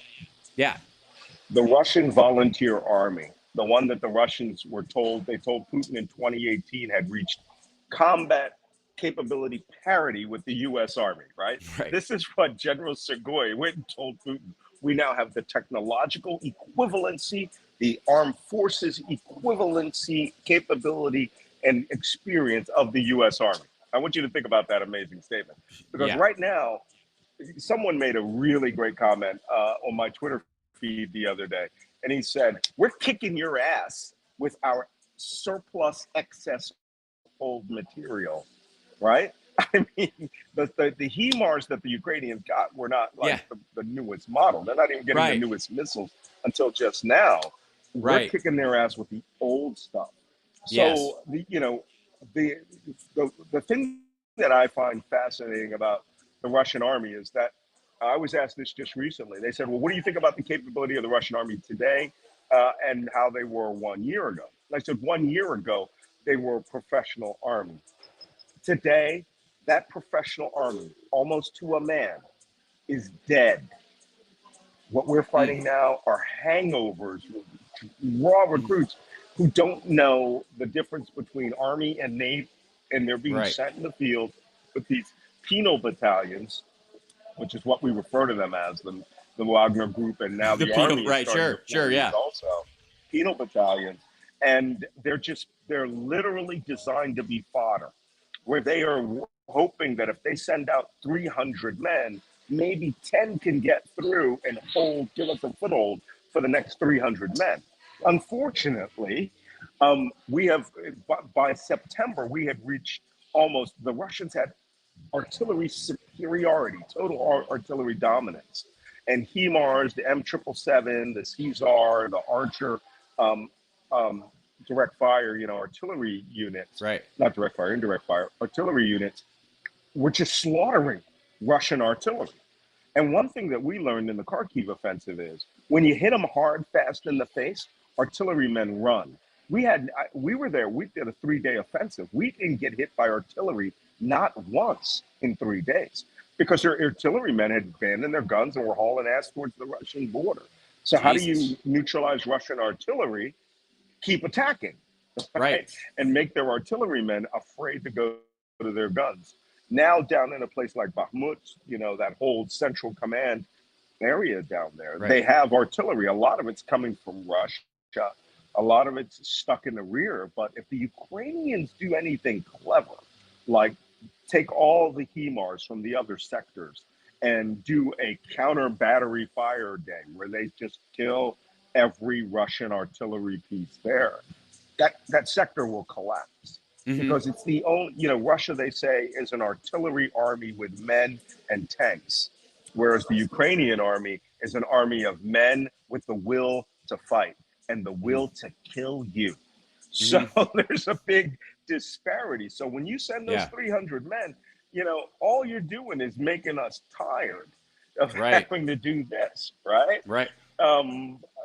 It's funny. I looked at my uniform today because it's going on. It may go on display at the International Spy Museum. And my gloves that I have, my right trigger finger is really almost worn out. And it's from training and in combat, and that wasn't me scrolling in the battlefield. It's an environment where you got to use your trigger finger.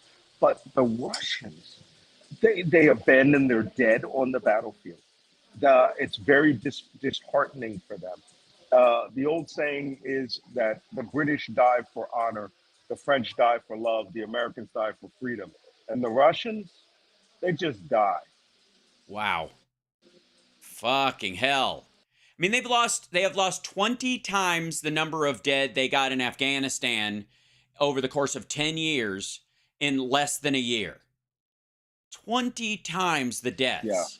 And maybe that has to do with the value of the target they are seeking, that how much they're willing to kill and die for, or the fact that they're fighting, in this particular case, other white people as opposed to Afghans. So they're being, they're to some degree, the pickiness of their actions, sets them up for an actual battle as opposed to just leveling half the actual villages in Afghanistan during the Afghan war, right? So, my question is, and I personally think, and I've talked about this with Philip Bittner and others, is that in '91 we were not prepared for the fall of the Soviet Union per se. We kind of thought we knew they were on the edge of a cliff, but people figured they would just hump along, even if it collapsed to a certain degree. It would just collapse as a world threat. It wouldn't collapse like it collapsed.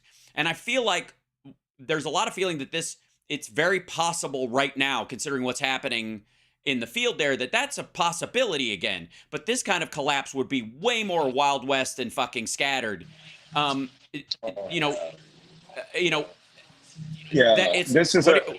your thoughts on that? Let me interrupt here, Hal. This is a good reason, again, for you to go and subscribe to my Substack. I have an article on there called "How Putin Will Die." Oh, wow. And, all right. Sorry, nice plug, but How Putin Will Die. And what it is, Putin it could have a terminal change of command. Let's put it this way, right? That it won't be a Ukrainian, it won't be an American, it won't be a NATO member. It will be somebody within Russia. And one of the wild scenarios that I came up with is, what if Prigozhin gets the confidence of Russian generals in southern Russia, that battle area, the commander of the strategic rocket forces and the commander of the strategic bomber forces that are attacking Ukraine? And his whole attitude was, I'll go hard, right? Well, they're going as hard as they can. They're just dying hard, right? When we go in and eat their lunch. But what if Prigozhin did that and these generals side with him and he gains control of atomic bombs? And that the only way to get, and maybe, Putin goes to his national nuclear command post in Kursk, and he just decides to relieve Putin of his command by vaporizing that command post. Right. Well, I mean, this is not a scenario it's not out of the question, right? Imaginable. It's possible. Yes, and there's a So genuine. Kadyrov could decide he wants to create a Russian Islamic Republic. Right. Yeah. The Kadyrov could create his own country. That's right. I think there's a real fear in Moscow, and a genuine they should have, that many generals over the course of history who've been sent to fight a war they didn't particularly feel like fighting when they don't like the leader and feel like they themselves should be the leader, that there's a moment of thought that has happened historically where a general says, why am I fighting for half of this when I could have all of that? And that is the moment that Prigozhin, that Putin fears from Prigozhin, or even, some errant Shoigu fan or some upstart nobody that just decides, fuck this, snuff, I run this battalion now, and here's what's going to fucking happen. Right. This is day one of the new Russia, and we're going to, round this up. We got enough of these guys, and they all hate Putin right now. We're all heading that direction now. Fuck it. You know what, Ukraine? It's all you, baby. Tell you what, we'll throw them to you guys. We're just going to go claim what's left of the Russian Empire for ourselves. That has happened multiple times in history and would be fucked up. Well, there have been activities that I've been involved with in which we were, trying to see what would be the key point that would get you Russian army soldiers to recreate 1917.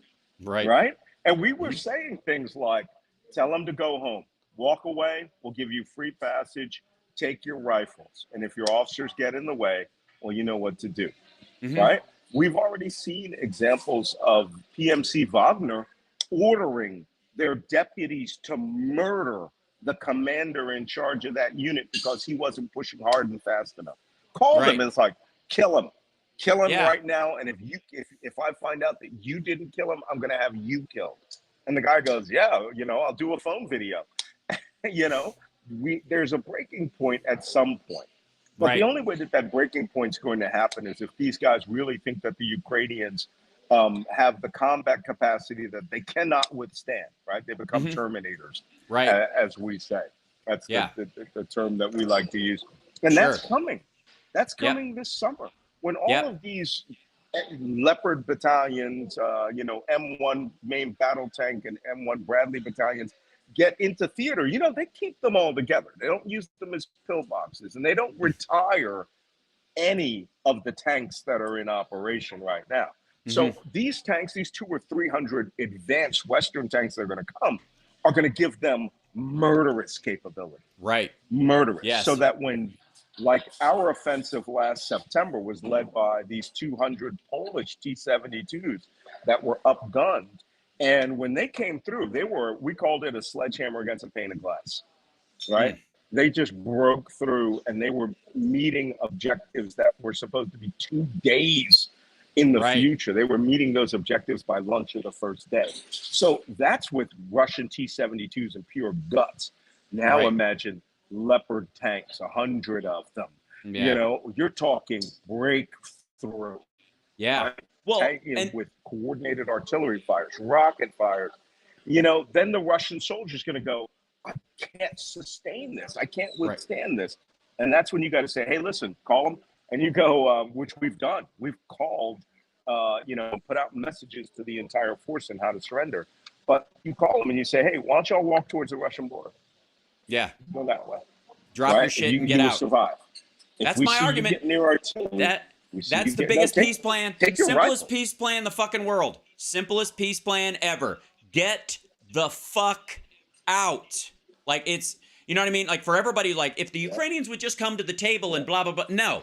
Get the fuck out. Which, by the way, brings me to probably the big question. I appreciate you hanging around, and I appreciate you fighting through the tech issues we had in the beginning to get you on here. Thank you for being on the show today. I really appreciate it. And I want to remind people, malcolmnance.substack.com. Subscribe. Be a subscriber, be a supporter, help out. And then, of course, Tapestry, TAPISTRI.org. I put the link in the chat room as well, and we'll post it later. If you want to donate to Malcolm's effort to get gear and food and support to his group and other soldiers there, I want to make sure everybody has that. And you know, send him a cup of coffee. Just think of it that way. Send him a cup of coffee. You believe in this? I know you do. Send him a cup of coffee. Do it by, you know, $5 or whatever the donation is, whatever the equivalent of a cup of coffee for you is. Go for it. So strategically, this is, I think, where your brilliance will do us some good here, especially Malcolm, is the strategy of what happens now.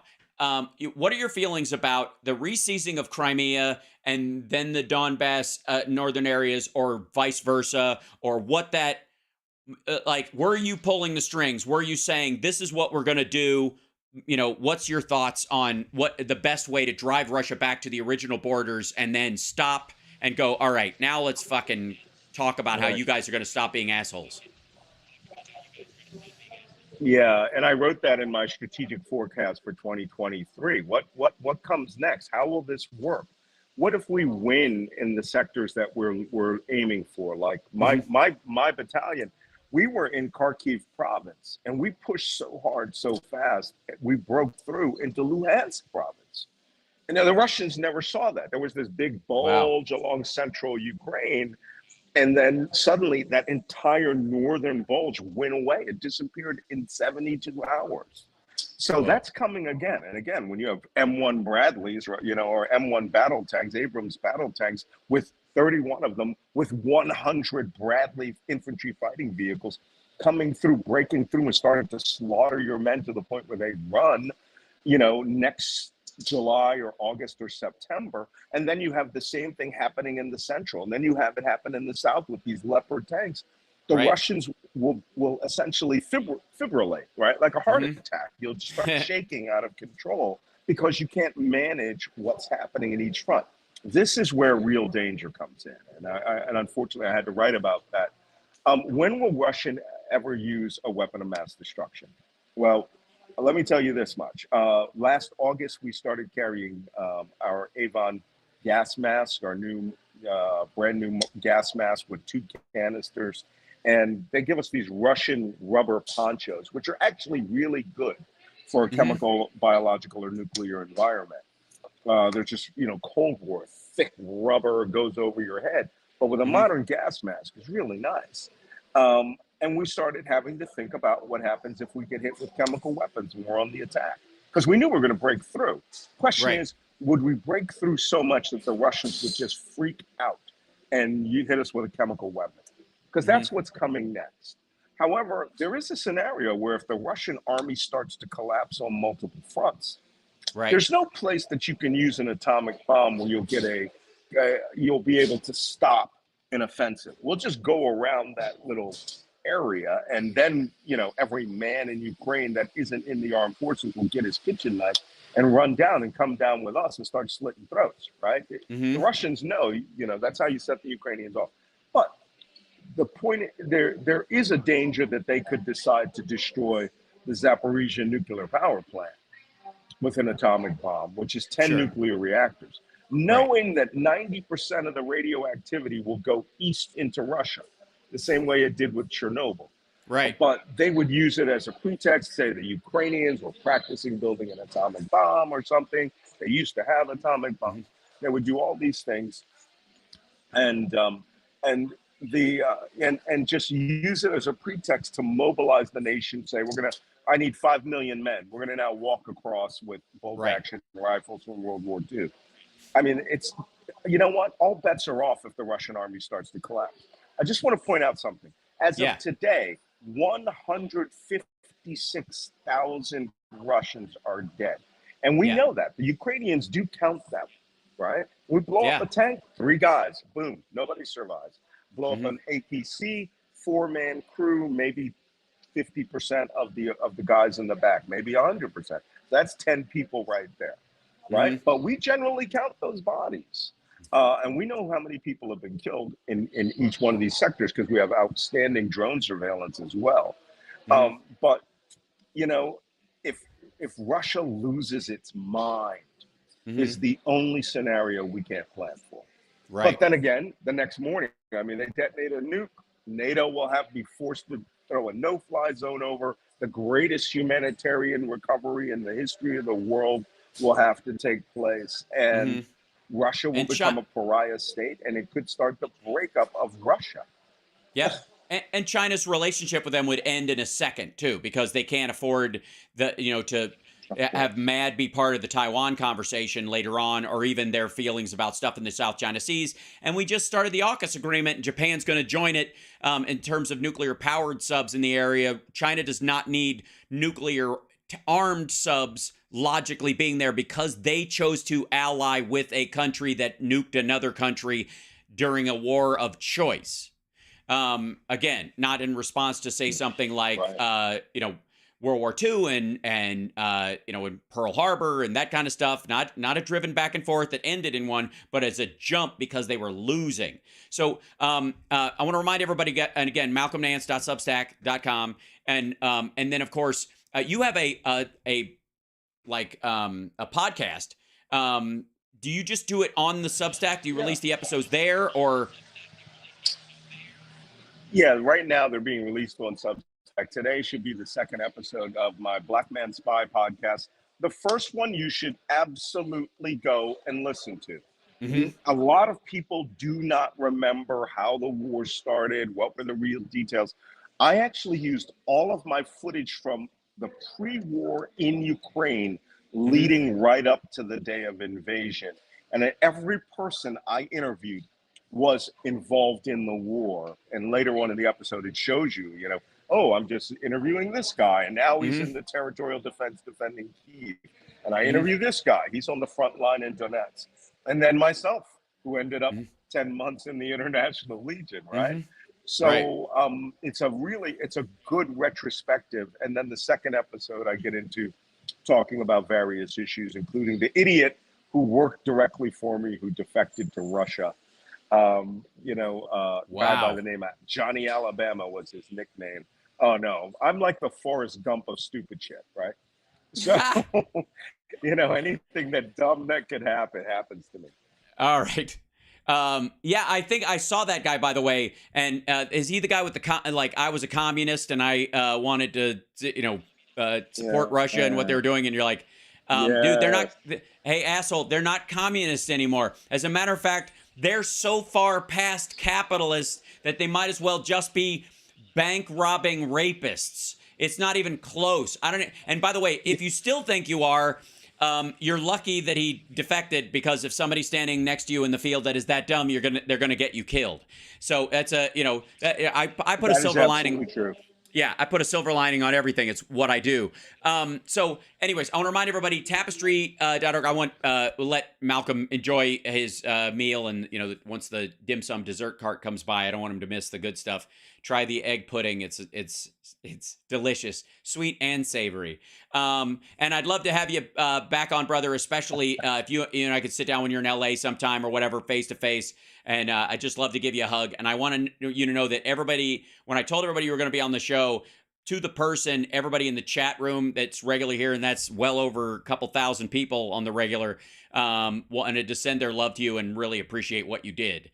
And we got your back. We love you. All right. We'll all be there. So enjoy your breakfast. I'll let you go. And listen to everything Phil Ittner says. Yes, because right. Phil Ittner really is one of the most knowledgeable guys in Ukraine. He's my buddy. We hung out. Yep. We hang out all the time when I'm in Kiev. He's got my car now, my big battle truck. So that's awesome. Listen to Phil Ittner on HAL SPARKS. Yes, absolutely. And by the way, Hal, when you guys are all back stateside and I can get you all together, I'm going to do one of those things where they show us at a nice steakhouse, all sitting together having a meal that I will treat you to. And you and me and Phil and a couple other of our stragglers who are in the pro-Ukraine crowd, smiling together and sort of toasting in our own way to Slava Ukraini. So appreciate it so much. Okay. And thanks for being on the show. Yeah. All right. Take care, brother. Thank you so much. All right. Thanks. Okay. Bye. Look at that. We actually made it. Isn't that great? And he was nice enough to interrupt his meal for us after he'd been, I guess, pulled over for driving a tank while black, I suppose. I don't know what the police administration issue that he had, but I don't doubt it for 1 second. He's a severe-looking human being by all measures. Anyways, if you do the Substack thing, there's a none, there's a monthly, there's an annual, there's a founding member. Give them a try. And then again, Tapestry, tapistri.org, tapestry.org. And there's a donate button there where you can donate to the cause for him and for the soldiers that are over there, the international brigade that he's a part of. And again, he is still coordinating for his team while he's over there. We went long today, but because we had a slight delay, so appreciate you guys hanging in there. It means a lot. I'll pitch myself on the way out the door. Venmo's a great way to support the show. Like, subscribe. Don't forget, you can become a member on YouTube. You can gift memberships on YouTube now. You can gift subscriptions on Twitch as well, and on Facebook. It's just stars so far, but you can follow the page or subscribe to the page or whatever they call it these days. Facebook is so weird. Sorry, Meta. I'm still putting Facebook on my checks. Anyways, love you guys. Hold on, let me open the chat and say bye one last time in here so I can say toodles properly. Full on toodles. Hooray! Let's wait till the pop up. So, yes, good reminder. What was the link? No, TYT is not your friend. Made ice cream with eggs. What in the world? That sounds good. Heading to Black Man Spy now. Excellent. Well, check it out. Yes, go check it out. I will as well. We'll do a little, review and go back. And then when he posts the further episodes, I'll do what I can to try and help him boost it up. There you go. And yeah, that's it. So, and I want to thank especially all the tanky trolls who are very aggravated and I'm sorry, but get used to disappointment. And the rest of you, I will see you this afternoon for HAL SPARKS Mega Worldwide. Take care. Talk to you later.